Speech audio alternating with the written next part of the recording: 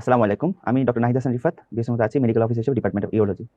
আজকে আপনার সাথে আমরা যে ক্লাসটা নিয়ে আসলাম সেটা হলো জেনিটোরিয়াল সিস্টেম। আমি বেইলাবের 81 চ্যাপ্টার থেকে শুরু করে নেক্সট যে ৫-৬টা চ্যাপ্টার আছে সেই ৫-৬টা চ্যাপ্টারে আমরা আজকে পড়ব।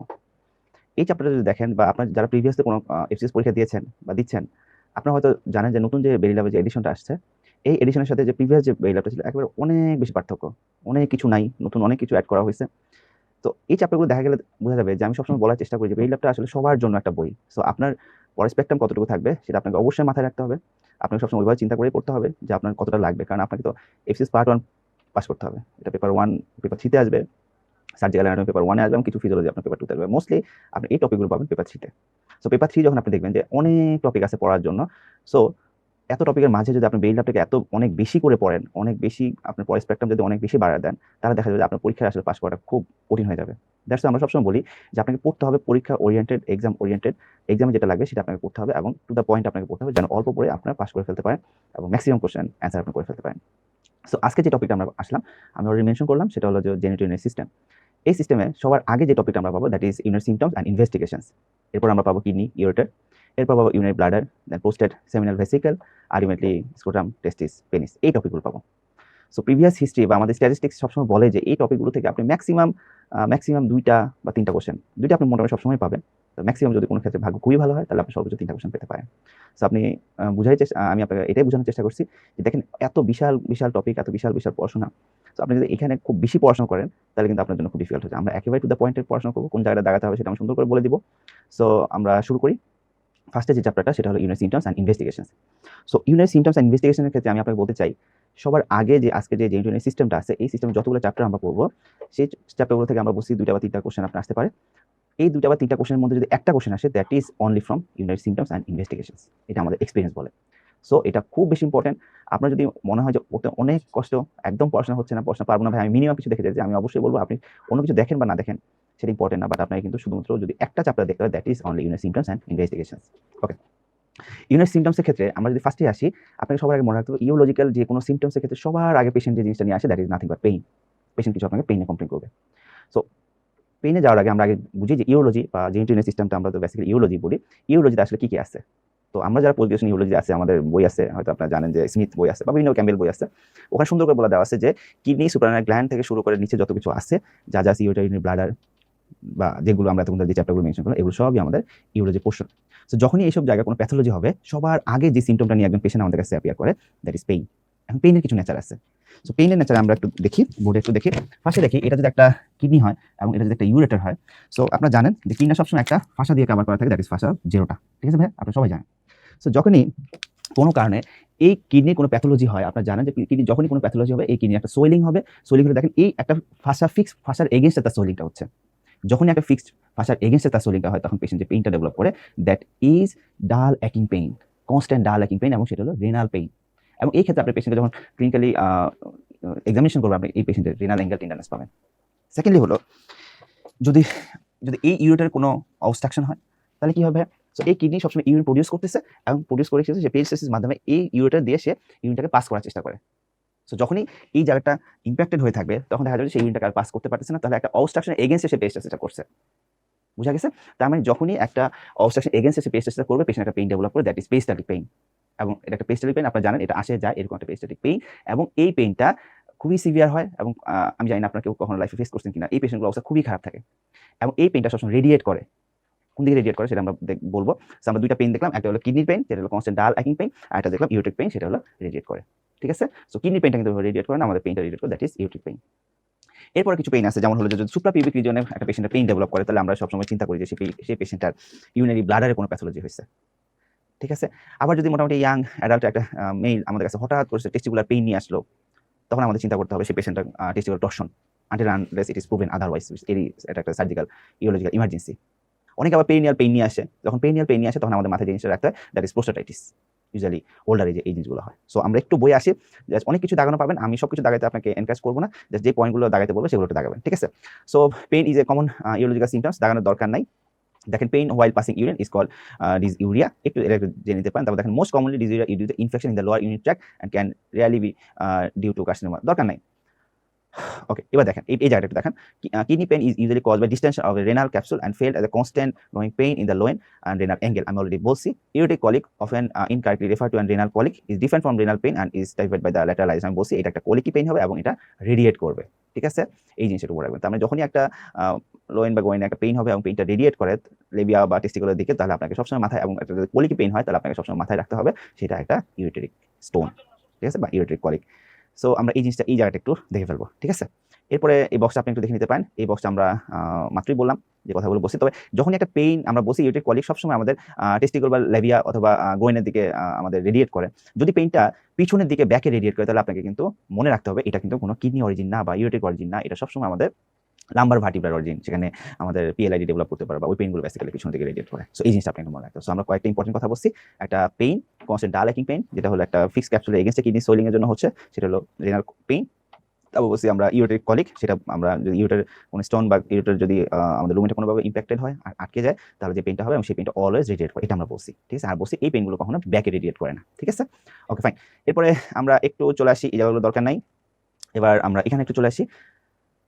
দেখেন, এই dragging sensation in the scrotum that gets worse towards the end of the day is characteristic of varicocele. আপনারা জানেন যে ভেরিকোসিল আমাদের যে পেনফর্ম যে প্লেক্সাসগুলো আছে বা টেস্টিকুলার যে ভেইনগুলো আছে, সেই ভেইনগুলো যদি অবস্ট্রাক্টেড হয়ে যায় তাহলে সেখানে আমাদের ইলংগেশন, টর্চুয়েশন এই জিনিসগুলো হয় এবং সেটাকে ভেরিকোসিল বলা হয়। হ্যাঁ, সো এই পেইনগুলো usually at the day end of the ডেতে এটা ওয়ার্স হয়ে যায়, এটা একটু মনে রাখতে পারেন। ওকে, সো আমরা এখান থেকে আর তেমন কিছু দেখবো না, আমরা চলে আসি এলওটিএস। এবার হলো আমাদের সেকেন্ড সিমটমস, ফার্স্ট সিমটমস ছিল পেইন, এবার হলো এলওটিএস। এলওটিএস মানে হলো লোয়ার ইউনিট ট্র্যাক্ট সিমটমস। লোয়ার ইউনিট ট্র্যাক্ট সিমটমস যদি আপনাদের বইয়ে দেওয়া নাই, তারপর আমরা একটু জেনে নিই আপার ইউনিট ট্র্যাক্ট কি জিনিস আর লোয়ার ইউনিট ট্র্যাক্ট কি জিনিস। একটা কিডনি থেকে ইউরেটার পর্যন্ত আমাদের হলো আপার ইউনিট ট্র্যাক্ট, এবং ইউনিট ব্লাডার থেকে শুরু করে একেবারে এক্সটার্নাল ইউনিটার মিটাস পর্যন্ত আমার যে পোর্শনটা থাকে এটা হলো লোয়ার ইউনিট ট্র্যাক্ট সিমটম, লোয়ার ইউনিট ট্র্যাক্ট। সো এই লোয়ার ইউনিট ট্র্যাক্টের কিছু ডিজিজ হলে বা এই যে আমাদের যে ইউনিট ব্লাডার থেকে শুরু করে ইউরেথ্রা, এক্সটার্নাল ইউরেথ্রা, অরিফিস এই জায়গা পর্যন্ত যদি এই পোর্শনে কোনো ডিজিজ হয় তাহলে আমাদের যে সিমটমগুলো অ্যাপিয়ার করবে তাদেরকে একসাথে বলা হয় লোয়ার ইউনিট ট্র্যাক্ট সিমটমস। ওকে, সো দেখেন এই লোয়ার ইউনিট ট্র্যাক্টের দুইটা ফাংশন। একটা হলো ইউনিট ব্লাডার, সো আপনারা সবাই জানেন এই ইউনিট ব্লাডার কাজ হলো স্টোর করা, এবং আরেকটা হলো যে তারা ভয়েড করে বা ইউরেথ্রা দিয়ে তার ভয়েডটা হয়। তার মানে ধরেন কম্বাইন্ডলি এই লোয়ার ইউনিট ট্র্যাক্টে দুই ধরনের সিমটমস পাওয়া যেতে পারে, একটা হলো স্টোরেজ সিমটমস আর একটা হলো voiding symptoms. Very important for the FCS part 1 exam. আমি কিন্তু আগেই বলছি আপনাদের এফসিএস পার্ট 1 পরীক্ষা দিচ্ছেন, আপনাদের একেবারে মেইন জিনিসটা জানলেই হবে, এত ডেপথে কোনো কিছুই লাগবে না। যদি বেশি জানতে চান ধরা খেয়ে যাবেন, বিপদে পড়ে যাবেন। সো আমরা একটু আসি লোয়ার ইউনিট tract symptoms. Normal micturition cycle concept 2 phases, storage and voiding, দরকার না, এই জায়গাটা একটু চলে আসেন। লোয়ার ইউনিট ট্র্যাক্ট সিমটমসগুলো কি ভাবে দেওয়া আছে দেখেন, classified as storage symptoms, storage under দেখেন ফ্রিকোয়েন্সি, নকচিউরা, আর্জেন্সি, নকচানাল ইনকন্টিনেন্স। এটাকে এইভাবে বলা হয়, এটা একটা নিউমোনিক্স আছে ফান, FUN। তার মানে আমরা জানলাম যে আমাদের স্টোরেজ সিমটমসগুলোকে নিউমোনিক্স হিসেবে বলা হয় ফান। ফান দিয়ে এফ দিয়ে হলো ফ্রিকোয়েন্সি, ইউ দিয়ে হলো আর্জেন্সি, আর্জিন কন্টিনেন্স, অ্যান্ড এন দিয়ে হলো নকচিউরা, নকচানাল ইনকন্টিনেন্স, এই জিনিসগুলো। হ্যাঁ, আর ভয়েডিং যে সিমটমসগুলো আছে এই ভয়েডিং সিমটমসগুলোকে বলা হয় IPS, intermittent flow, poor flow, তারপরে হলো স্টেইনিং, এই জিনিসগুলো হয়। সো আমরা একটু এই জায়গাটা একটু দেখে ফেলবেন। হেজিটেন্সি, রিডিউস স্ট্রিম, একটু দেখেন এই জায়গাটা voiding LOTS, hesitancy, reduce stream, straining, post micturitional LOTS, incomplete emptying, post micturition dribbling, এই জিনিসগুলো আপনি একটু জানবেন। জাস্ট এখান থেকে এই জিনিসটা একটু জানবেন যে আমাদের ইউনারি বা ইউরোলজি এলওটিএস এর যে সিমটমসগুলো আছে সেই সিমটমসগুলো আমরা দুই ভাগে ভাগ করলাম, একটা স্টোরেজ সিমটমস আর একটা হলো ভয়েডিং সিমটমস। স্টোরেজ সিমটমসগুলোকে আমরা বলছি ফান, আর ভয়েডিং সিমটমসগুলোকে আমরা বলছি আইপিএস বা ওই নিউমার্স দিয়ে আমরা মনে রাখছি। ঠিক আছে, সো পরীক্ষা আপনার কিন্তু প্রায় খুব কমনলি এই জিনিসটা আসবে, ভয়েডিং সিমটমস আর স্টোরেজ সিমটমস আর এলওটিএস, এইভাবে কোশ্চেনটা আসে। সো আই হোপ আপনারা সবাই বলতে পারবেন। এরপর আমরা এই জিনিসগুলো যদি আপনার কোনো সেলফ ইন্টারেস্ট থেকে থাকে এগুলো একটু দেখে নিতে পারেন কোনটা কি জিনিস, তো আমি বলবো যে ডিসকারেজ করবো, খুব বেশি দেখার দরকার নেই। এবার আমরা চলে আসি একটা হেমাচুরিয়া। ওকে, হেমাচুরিয়া হলো যে যদি আপনার ইউরিনে কোনো ব্লাড পাওয়া যায় দ্যাট ইজ হেমাচুরিয়া। খুব সিম্পল, এতে হেমাচুরিয়া কি জিনিস সেটা হলো যে আমাদের ইউরিনে যদি কোনো ব্লাড পাওয়া যায় দ্যাট ইজ কল্ড হেমাচুরিয়া। হেমাচুরিয়াটাকে কয়েকভাবে ক্লাসিফাই করা যায়, একটা হলো ভিজিবল হেমাচুরিয়া আর একটা হলো নন ভিজিবল হেমাচুরিয়া। আবার বলছি, একটা হেমাচুরিয়া আপনি যখন সে মিকচুয়েট করছে তার ইউরিনে আপনি দেখতে পাচ্ছেন that is called visible haematuria. আর এটা আপনি দেখতে পাচ্ছেন না বাট আপনি ইনভেস্টিগেট করে দেখলেন যে তার ইউরিনে ব্লাড সেল পাওয়া যাচ্ছে বা আরবিসিস পাওয়া যাচ্ছে, তখন সেটাকে বলা হয় নন ভিজিবল হেমাচুরিয়া। এটা চাইতেও আরেকটা ইম্পর্টেন্ট ক্লাসিফিকেশন আছে, সেটাকে বলা হয় initial haematuria, throughout the stream, and terminal haematuria. আমি আবার বলছি হেমাচুরিয়াটাকে আরেকভাবে ক্লাসিফাই করা যায়, সেটাকে বলছে initial haematuria, throughout the stream, and terminal haematuria. So কখন ইনিশিয়াল হবে, কখন থ্রু আউট হবে এবং কখন টার্মিনাল হবে, এটা আপনার জানতে হবে।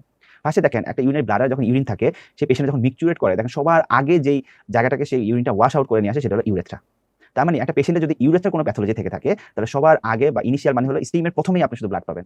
তার মানে ফার্স্টে যে ইউরিনটা আছে সেই ইউরেথ্রাকে ওয়াশ আউট করে নিয়ে আসছে, দ্যাটস ওয়াই সবার আগে আপনি যদি ইউরিনে ব্লাড পান that denotes the patient is suffering from any urethral pathology.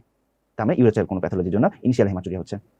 যদি ব্লাডার অথবা আপার ট্র্যাক মানে হলো কিডনি ইউরেটার, ও জায়গার কোনো সমস্যা থাকে, লাইক একটা পেশেন্টের কিডনি থেকে ব্লিডিং হচ্ছে বা কিডনির কোনো টিউমার আছে অথবা ব্লাডারের কোনো টিউমার আছে, তো দেখেন ইউরিনের পুরো ইউরিনটা লাল হয়ে লাল হয়ে বসে আছে, দ্যাটস সেই ইউরিনটা যখন বের হয়ে আসবে তখন দেখা যাবে থ্রু আউট দ্য স্ট্রিম সে পেশেন্টের ব্লাড আছে, দ্যাটস এটাকে বলে টোটাল হেমাচুরিয়া অথবা থ্রু আউট দ্য স্ট্রিম আরেকটা হলো টার্মিনাল হেমাচুরিয়া, যেটা হলো যে আমার কোনো প্রোস্টেট অথবা আমাদের যদি ব্লাডার নেকের কোনো প্যাথোলজি থেকে থাকে, আমি আবার বলছি প্রোস্টেটের কোনো প্যাথোলজি অথবা ব্লাডার নেকের যদি কোনো প্যাথোলজি থাকে তখন যে হেমাচুরিটা হয় তাকে বলা হয় টার্মিনাল হেমাচুরিয়া। কারণ হলো ব্লাডার নেক আপনার যখন মিউটেশন কমপ্লিট হয়ে যাবে তখন সেই জায়গাটা আমাদের ইন্টারনাল স্ফিংটার যে জায়গাটা আছে সেই ইন্টারনাল স্ফিংটারটা কনস্ট্রিক্ট করে ফেলে, সে কনস্ট্রিকশনের জন্য সেই জায়গায় কিছু ব্লিডিং হয়, তখন এটাকে বলা হয় টার্মিনাল হেমাচুরিয়া। ভেরি ইম্পর্টেন্ট আপনার পরীক্ষার জন্য, কখন ইনিশিয়াল হচ্ছে, কখন থ্রু আউট দ্য স্ট্রিম হচ্ছে এবং কখন টার্মিনাল হেমাচুরিয়া হচ্ছে। সো আমরা একটু এই দিকে তাকাই।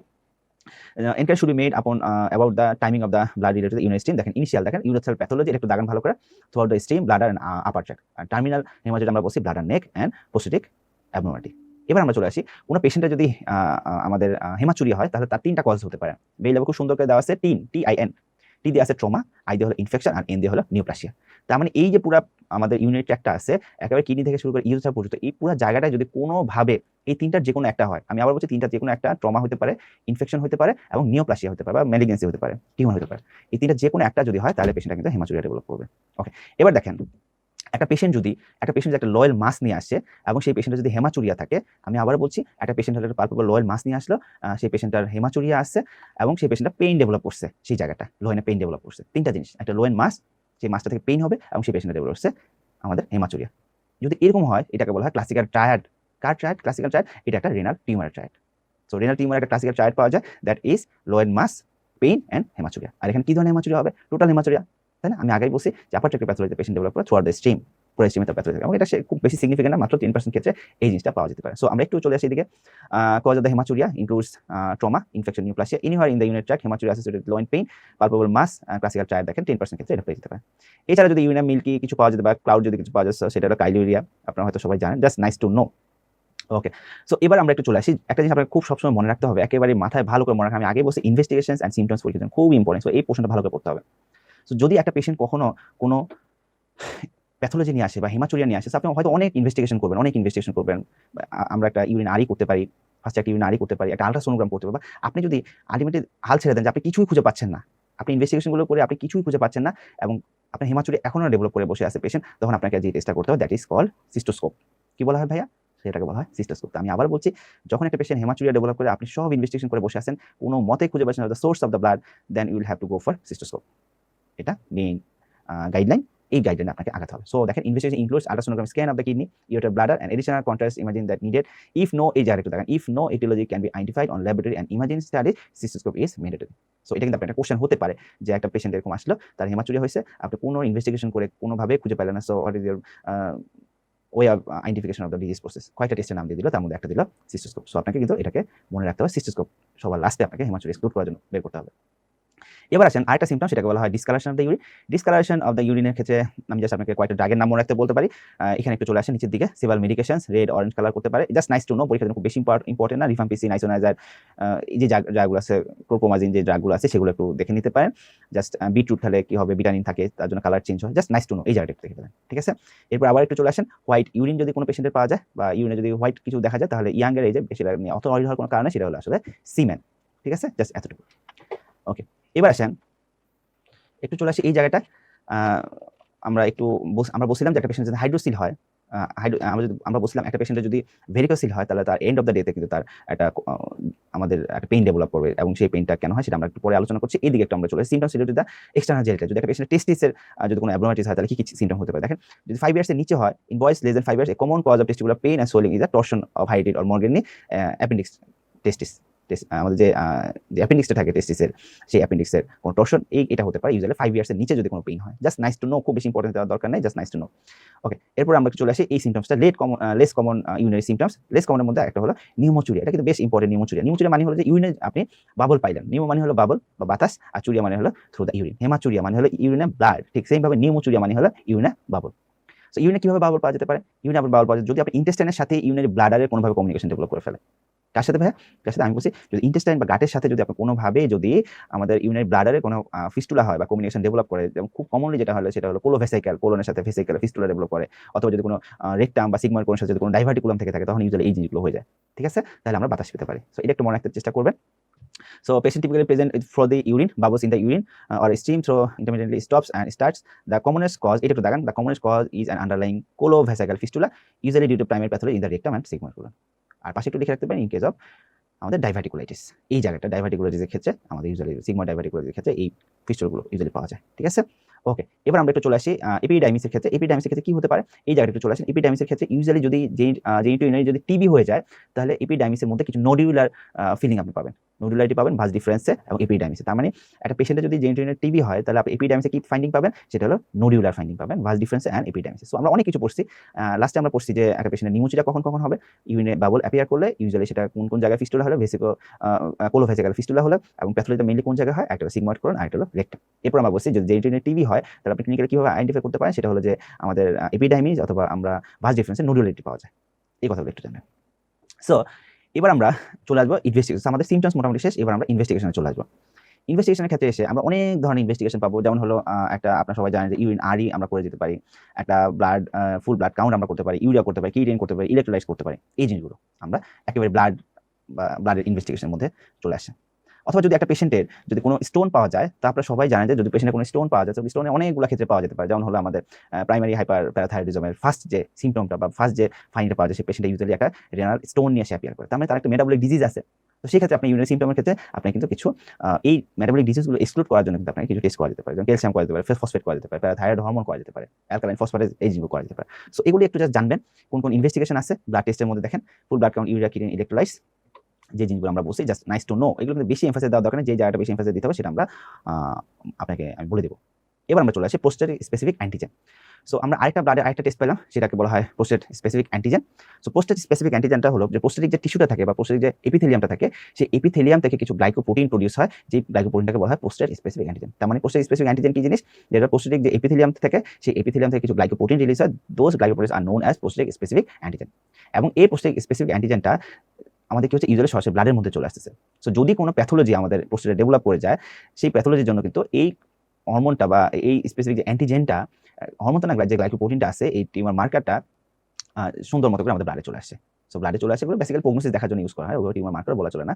সো এটাকে ব্লাডে চলে আসে, তখন এটাকে আমরা আইডেন্টিফাই করি, এদের কিছু ভ্যালু থাকে, সেই ভ্যালু অনুযায়ী তাদের কিছু আমাদের কিছু ডায়াগনোসিস রিচ করতে হয়। বেসিক্যালি ডায়াগনোসিস তারা হেল্প করে না, তার প্রগনোসিস, ডিজিজ প্রসেসের প্রোগ্রেসিস, এই জিনিসগুলোতে হেল্প করে। আমি আবার বলছি, আমাদের প্রোস্টেট স্পেসিফিক অ্যান্টিজেন কি জিনিস, তারা হলো কিছু গ্লাইকোপ্রোটিন, তার প্রোস্টেট যে এপিথেলিয়ামগুলো আছে, সেই প্রোস্টেট এপিথেলিয়াম থেকে রিলিজ হয়। এবং কখন রিলিজ হবে, ইউজুয়ালি কোনো ডিজিজ প্রসেস ডেভেলপ যদি করে। কি হতে পারে, একটা বিনাইন এনলার্জমেন্ট প্রোস্টেট হতে পারে, প্রোস্টাটাইটিস হতে পারে, প্রোস্টেট ক্যান্সার হতে পারে। যখন এই জিনিসগুলো হবে, আপনারা জানেন যে এই জিনিসটা প্রোস্টেট স্পেসিফিক অ্যান্টিজেন প্রোডাকশনটা বেড়ে যাবে, আলটিমেটলি সেটা ব্লাডে চলে আসবে। ঠিক আছে, সো এই জিনিসটা আপনি একটু মনে রাখতে পারেন। এছাড়া কিছু ড্রাগের সাথে তার ফর্মেশনটা বা তার সিনথেসিসটা রিলেটেড, সেগুলো আমরা একটু জানবো। সো এটা একটু ভালো করে জায়গায় রাখেন, দুইটা স্টার দিয়ে। PSA is a glycoprotein produced by the prostate epithelial cells, altered architecture. The prostate is conditions such as BPH, prostatitis and prostate cancer allows the prostate specific antigen to enter the blood stream and can be detected by blood test. এরপর এখানে দেখেন কার সাথে স্পিরিন, statins, তারপরে thyroid diabetes, এদের সাথে তার কিছু সম্পর্ক আছে, জাস্ট নাইস টু নো। এখন দেখেন একটা পেশেন্টের এই যে ডিজিজ প্রসেস ছাড়াও যদি কোনো পেশেন্টের যদি ইউটিআই ডেভেলপ করে, অথবা একটা পেশেন্টের যদি আপনি কোনো ইনস্ট্রুমেন্টেশন করেন, অথবা ইভেন যদি ডিআরইও করা হয়, তাহলে কিন্তু প্রোস্টেট স্পেসিফিক অ্যান্টিজেনটা বা পিএসএটা কিন্তু চেঞ্জ হয়ে যায়। যদি ডিআরইতে খুব বেশি সিগনিফিকেন্ট চেঞ্জ হয় না, বাট এটা কিন্তু চেঞ্জ হয়, কিছুটা হলেও চেঞ্জ, স্পেশালি ইউটিআইতে চেঞ্জ হয়। সো সেই ক্ষেত্রে একটা পেশেন্ট যখন ইউটিআই ডেভেলপ করবে, তখন কিন্তু আপনি বুঝতে পারবেন না আইদার এটা কি ইউটিআইয়ের জন্য হয়েছে, নাকি পেশেন্টের যে প্রোস্টেট প্যাথোলজি আছে, প্রোস্টেট ক্যান্সার আছে, বা বিনা প্রোস্টেট হাইপোপ্লাসিয়া আছে, তার জন্য এই লেভেলটা বেড়ে গেছে। তো সেই ক্ষেত্রে আপনি যে কাজটা করতে পারেন, এই ইউটিআইটাকে এক্সক্লুড করার জন্য আপনি সেই পেশেন্টটাকে কিন্তু অ্যান্টিবায়োটিক দিতে পারেন, এবং অ্যান্টিবায়োটিক দিয়ে মোটামুটি 1.5 মাস পরে, 6 উইকস পর পেশেন্টটাকে আবার আসতে বলতে পারেন। তখন সেই প্রোস্টেট স্পেসিফিক অ্যান্টিজেন মিটারটা আবার নিয়ে আপনি এবার বুঝতে পারবেন যে সেটা আসলে সোর্সটা কি বা রিজনটা কি, whether it is UTI অথবা any pathology of the prostate. So একটু দেখেন, the PSA can be significantly influenced by the recurrent UTI, and the rate and the true PSA level only returns to the baseline 6 weeks after irradiation বা infection. ঠিক আছে, এই জিনিসটা একটু জানবেন, এই বক্সটা একটু দেখে নিতে পারেন। এরপর আমরা চলে আসবো টিউমার মার্কারের ক্ষেত্রে। ব্লাডে আরও কিছু টেস্ট করা হয় টিউমার মার্কার, আমাদের স্পেশালি যে আমাদের টেস্টিকলটা আছে, টেস্টিকুলার প্যাথোলজির জন্য এই টিউমার মার্কারগুলো বেড়ে যায়। সো কি টিউমার মার্কার আছে সেগুলো স্পেসিফিক্যালি আমরা পরে আসবো। আপাতত আমরা একটু জানি যে আলফা ফিটোপ্রোটিন আছে, বিটা এসসিজি আছে, অ্যান্ড ল্যাকটেট ডিহাইড্রোজেনেস আছে। এই তিনটা হলো আমাদের টিউমার মার্কার, টেস্টিস টিউমার মার্কার। ঠিক আছে, ওকে ফাইন। এবার ইউরিনারি টেস্টের কথা আমরা অলরেডি বলে ফেলেছি, ইউরিনারি। সো ইউরিনারি দুই ক্ষেত্রে আপনি করে যেতে পারেন। একটা হলো নর্মাল যে ইউরিনারির ইনফেকশন দেখার জন্য বা ইউটিআই দেখার জন্য আপনার যে ইউরিনটা কালেক্ট করতে হয়, তাকে বলা হয় mid stream specimen of urine or urine culture. তার মানে ইউরিন কালচার করতে হলে আপনাকে কি করতে হবে, স্পেসিমেনটা নিতে হবে স্ট্রিমের মধ্যখান থেকে, মিড স্ট্রিম স্পেসিমেন বলা হয়। আর যদি আপনি টিউবারকুলোসিস বা তার কোনো জেনিটোরিয়াল টিবি আছে কিনা সেটা যদি আপনি বুঝতে চান, তাহলে আপনারা সবাই জানেন যে জেল নেশন স্টেইন করতে হয় অ্যাসিফাস ব্যাসিল এগুলো দেখার জন্য, তাই না? এবং সেই ক্ষেত্রে আমাদের early morning urine sample collect করতে হয় ফর 3 consecutive days। তো আমরা আবার আসি, ইউরিনের টেস্ট করতে আমরা ইউরিন আরই করি বা ইউরিন কালচার করতে পারি স্পেসিফিক্যালি ইউটাই আইডেন্টিফাই করার জন্য, অথবা আমরা কি করতে পারি, টিবি দেখার জন্য জেল নেনসেন স্টেইন করা যেতে পারে। সো ইউরিন কালচার যদি করতে হয়, তাহলে আমরা স্টিমটা নিব মিড স্টিম স্পেসিমেন, মানে হলো তার মিক্সচুরেশনের বা ইউরিনেশনের প্রথম এবং শেষটা বাদ দিয়ে মধ্যখানে যে ইউরিনটা আছে সেই স্পেসিমেনটা আমরা নিব। আর যদি টিবি থাকে বা টিবি যদি আইডেন্টিফাই করতে চান জেল নেশন স্টেনিং করার জন্য, তাহলে আমরা কন্টিনিউ 3 ডেজে আর্লি মর্নিং ইউরিন কালেক্ট করতে হবে। ঠিক আছে, সো আমরা একটু এখানে চলে আসি মেডিসিন ইউরিন স্পেসিমেন ইউরিন আর ইউরিন কালচার একটু দেখে ফেলেন, আর এখানে একটু দেখে ফেলেন ইউরিন আর্লি মর্নিং ইউরিন। ঠিক আছে, এই জিনিসটা দেখে ফেলবেন। সো এখানে একটা বক্স দেওয়া হয়েছে, বক্সটা নতুন করে দেওয়া হয়েছে বেইলি ল্যাবে। Cells in the normal urine দেখেন WBC count 3 to 5 per high power field, RBC 0 to 2 per high power field. ঠিক আছে, এই জিনিসটা দেখবেন। ওকে, এবার আমাদের এদিকে দেখা দরকার নাই। আচ্ছা, এগুলো দেখা দরকার নাই। ওকে, একটু সিস্টোস্কোপ নিয়ে একটু বলে দেওয়া আছে। ইনভেসিভ যে আমাদের যে টেস্টগুলো আছে সেই ইনভেসিভ টেস্টের মধ্যে আপনারা জানেন যে এন্ডোস্কোপিক হলো সিস্টোস্কোপ। সিস্টোস্কোপ দুইটা টাইপ আছে, just nice to know, not important for the exam. একটা হলো ফ্লেক্সিবল সিস্টোস্কোপ, এটা হলো ডায়াগনস্টিক প্রসিডিউর ক্ষেত্রে, আর এটা হলো rigid cystoscope, allows more procedure to be perform. So আমরা ইউজুয়ালি রিজিডটা আমাদের সব জায়গায় করা হয়, আর ফ্লেক্সিবলটা ইউজুয়ালি ডায়াগনস্টিক পারপাস ইউজ করা হয়। ঠিক আছে, এবার আসেন আমরা এবার কিছু রেডিওলজিক্যাল ইনভেস্টিগেশনে চলে যাই। আচ্ছা, রেডিওলজিক্যাল ইনভেস্টিগেশন ক্ষেত্রে আমাদের সবার আগে যে জিনিসটা মাথায় রাখতে হবে, সবার আগে ইউরিনারি আল্ট্রাসোনোগ্রাম। আল্ট্রাসোনোগ্রাম সবসময় মনে রাখতে হবে যে যখনই কোনো ইউরিনারি কোনো প্রবলেম নিয়ে আসবে একটা পেশেন্ট, সবার আগে আপনার যে কোনো স্ট্রাকচারগুলো আছে ইউরিনারি যে ইউরোলজি যে স্ট্রাকচারগুলো আমরা অলরেডি বলছি, এই স্ট্রাকচারগুলো ভালো করে বোঝার জন্য আমাদের সবার আগে যে ইনভেস্টিগেশন করতে হবে দ্যাট ইজ আল্ট্রাসোনোগ্রাম। এবং এই প্রবলেমগুলোর মধ্যে একটা খুব মেইন প্রবলেম আছে হাইড্রোনেফ্রোসিস। আপনারা হয়তো সবাই জানেন যে হাইড্রোনেফ্রোসিস, এই হাইড্রোনেফ্রোসিস আইডেন্টিফাই করতে হলে আমাদের গোল্ড স্ট্যান্ডার্ড ইনভেস্টিগেশনের নাম হলো আল্ট্রাসোনোগ্রাম। ঠিক আছে, সো আমরা বুঝলাম যে ইউরোলজি যে প্রবলেমগুলো নিয়ে পেশেন্টগুলো আসবে, সেই প্রবলেমগুলো নিয়ে পেশেন্টগুলো যখনই আসবে তখন আমরা সবার আগে একটা ইনভেস্টিগেশন করতে পারি, সেটা হলো রেডিওলজিক্যাল যে ইনভেস্টিগেশন করতে পারি সেটা হলো আল্ট্রাসোনোগ্রাম। কারণ হলো আল্ট্রাসোনোগ্রাম যে আপনার সাইজ শেপ যে কোনো প্যাথোলজি আপনি দেখতে পারেন। যদি একটা আমাদের স্টোনও থেকে থাকে, আপনার জানেন পোস্টেরিয়র অ্যাকুস্টিক শ্যাডো এরকমই দিবে খুব commonly.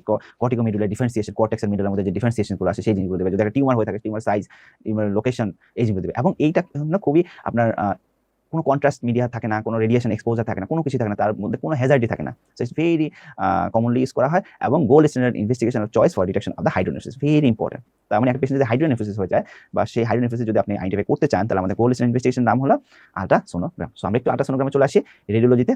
Ultrasonogram can characterise pathology of the kidney, prostate, testicle, not very good for কিছু লেখা আছে, এগুলো একটু দেখে নিতে পারেন। এখানে একটু দেখেন it is extremely useful in the detection of the hydronephrosis. এই লাইনটা একটু দেখেন, extremely useful for the detection of the hydronephrosis.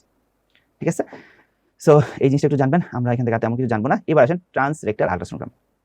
আমরা দুইটা টার্মিনোলজি শিখবো, একটাকে বলা হয় ট্রান্সরেক্টাল আল্ট্রাসোনোগ্রাম, আর একটা বলা হয় transperineal template biopsy of the prostate. Transrectal আল্ট্রাসোনোগ্রামটা করা হবে কখন সেটা আমি আপনাকে বলি। এটাকে বলা ট্রাস গাইডেড বায়োপসির ক্ষেত্রে ইউজুয়ালি ট্রান্সরেক্টাল আল্ট্রাসোনোগ্রাম বা ট্রাস গাইডেড ট্রান্সরেক্টাল আল্ট্রাসোনোগ্রামকে আমরা সংক্ষেপে বলি ট্রাস। ঠিক আছে, এই ট্রাসটা করা হয় ইউজুয়ালি যদি একটা পেশেন্টের যদি পোস্টেড বায়োপসি নিতে হয়, তখন কখন নিতে হবে, যখন পোস্টেড বায়োপসি নিতে হয়। লাইক একটা পেশেন্টের একটা পেশেন্ট আপনার কাছে আসলো, হচ্ছে তার পোস্টেটিক যে এলইটিএস এর যে সিমটমগুলো আছে সেই সিমটমসগুলো নিয়ে আসলো। সিমটমসগুলো নিয়ে আসার পরে আপনি তার ডিআরই করলেন, তার রেক্টাল এক্সামিনেশন করলেন, দেখলেন যে তার যে ফাইন্ডিংগুলো আছে সেই ফাইন্ডিংগুলো সব কিছু আমাদের একটা পোস্টের যে বিনাইন এনলার্জমেন্ট আছে সেই পোস্টের সাথে সিনক্রোনাইজ করে ফেলে। সো আপনি বুঝলেন যে সে কোন একটা প্যাথোলজি আছে, সেই প্যাথোলজির জন্য তার পোস্টটা বড় হয়ে আসছে। সো এখন এটাকে বিনাইন না ম্যালিগন্যান্ট সেটা আপনাকে আইডেন্টিফাই করতে হবে যতক্ষণ পর্যন্ত আপনি তার টিস্যু হিস্টোপ্যাথোলজি বা টিস্যু বায়োপসি নিচ্ছেন। সো টিস্যু বায়োপসি নেওয়ার জন্য সবচেয়ে সুন্দর মেথডটা হলো আমাদের এই ট্রাস গাইডেড পোস্টেড বায়োপসি। পিএসএটা পেশেন্টের অনেক বেশি থাকে, তো আমাদের ইনভেস্টিগেশন নাম কি ভাই, ট্রাস গাইডেড পোস্টেড বায়োপসি। এই ক্ষেত্রে আমরা জাস্ট আমাদের রেকটাম দিয়ে বা এনাস দিয়ে আমাদের কি করতে হয়, একটা প্রোব ঢুকিয়ে দিতে হয় যেটা আল্ট্রাসোনোগ্রাম, এবং সেই জায়গা দিয়ে আমরা একটা গান থাকে, আপনারা জানেন বায়োপসিক গান, আপনারা হয়তো অনেকেই দেখছেন।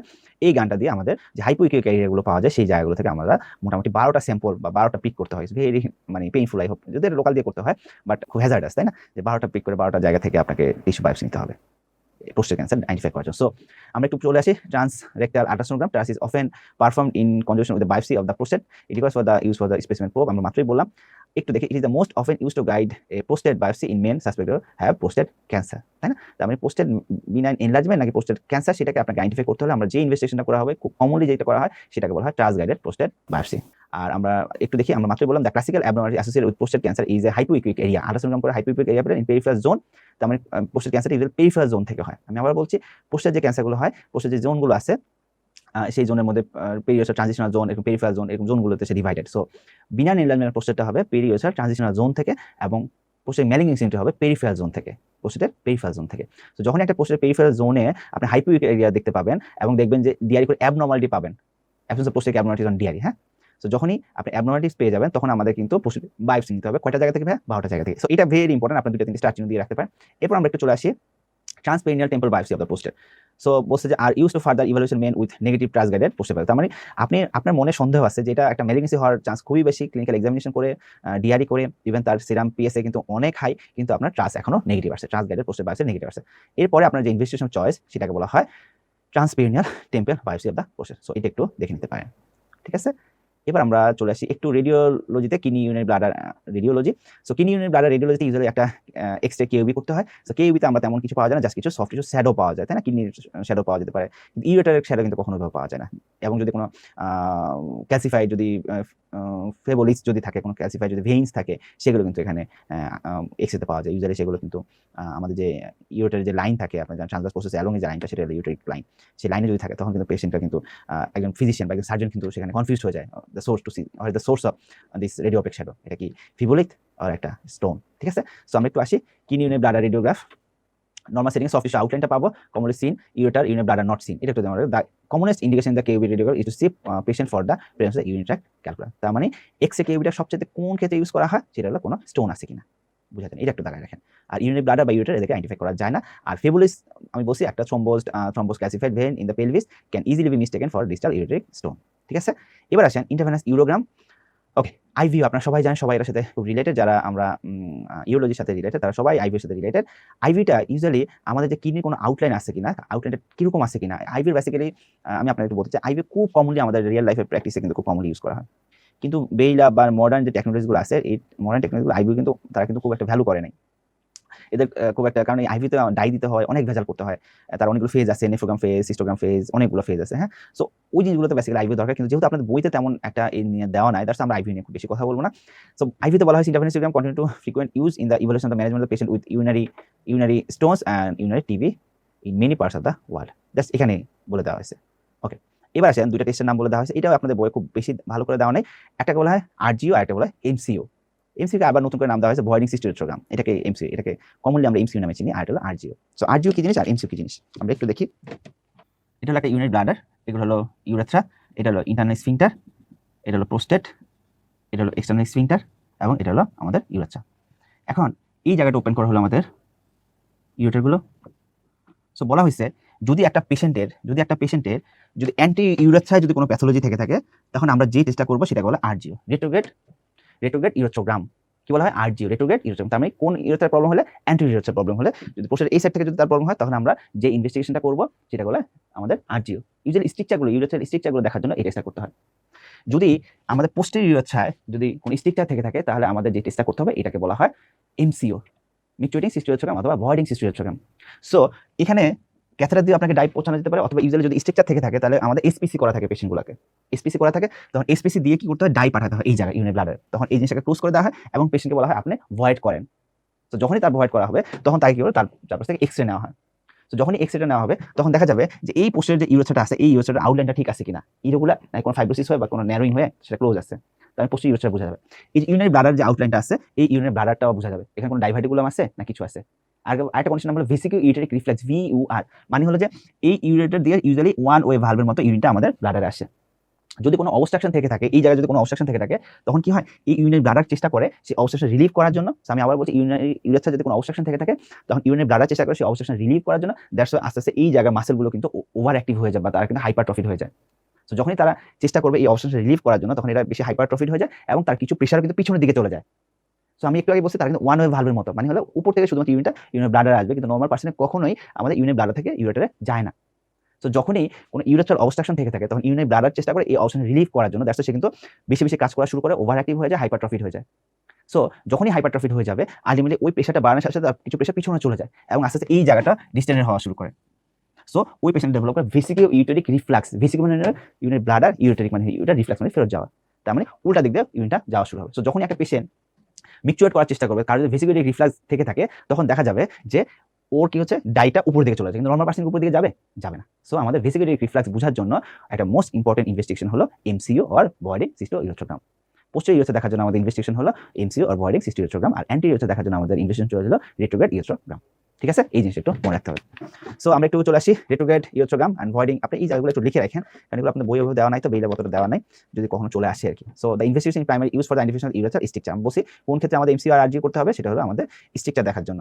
সো ভয়েডিং সিস্টোইরেথ্রোগ্রাম এর আরেকটা নাম বলছি micturating cystourethrogram, identify reflex in the ureter. আমরা বলছি ভিউআর দেখার জন্য না, তার মানে ইউরেটার রিফ্লেক্স গেছে কিনা, রিফ্লেক্স আছে কিনা সেটা দেখার জন্য আমাদের একটা ইনভেস্টিগেশন চয়েস হলো voiding or micturating cystourethrogram. Very important, infinity star চিহ্ন। এরপর চলে আসি আরো দুটো টেস্ট, একটাকে বলবো সিটি স্ক্যান, আর একটা হলো আমাদের এমআরআই। সো সিটি স্ক্যান, ইউরোলজির ক্ষেত্রে সিটি স্ক্যান আর এমআরআই কিছু রোল আছে।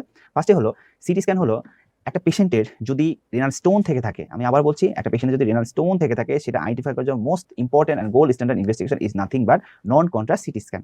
চোখ বন্ধ করে আপনাকে অ্যান্সারটা দিয়ে আসতে হবে। বিল্ডআপ সবসময় এই জিনিসটাকে এমফাসিস করার চেষ্টা করে। সো যখনই আপনি এফসিএস পরীক্ষায় আসবে, পার্ট 1 পরীক্ষায় আসবে যে gold standard investigation for detection of or detection of আমাদের stone, what is the investigation, আপনার অ্যান্সার হবে non contrast CT scan.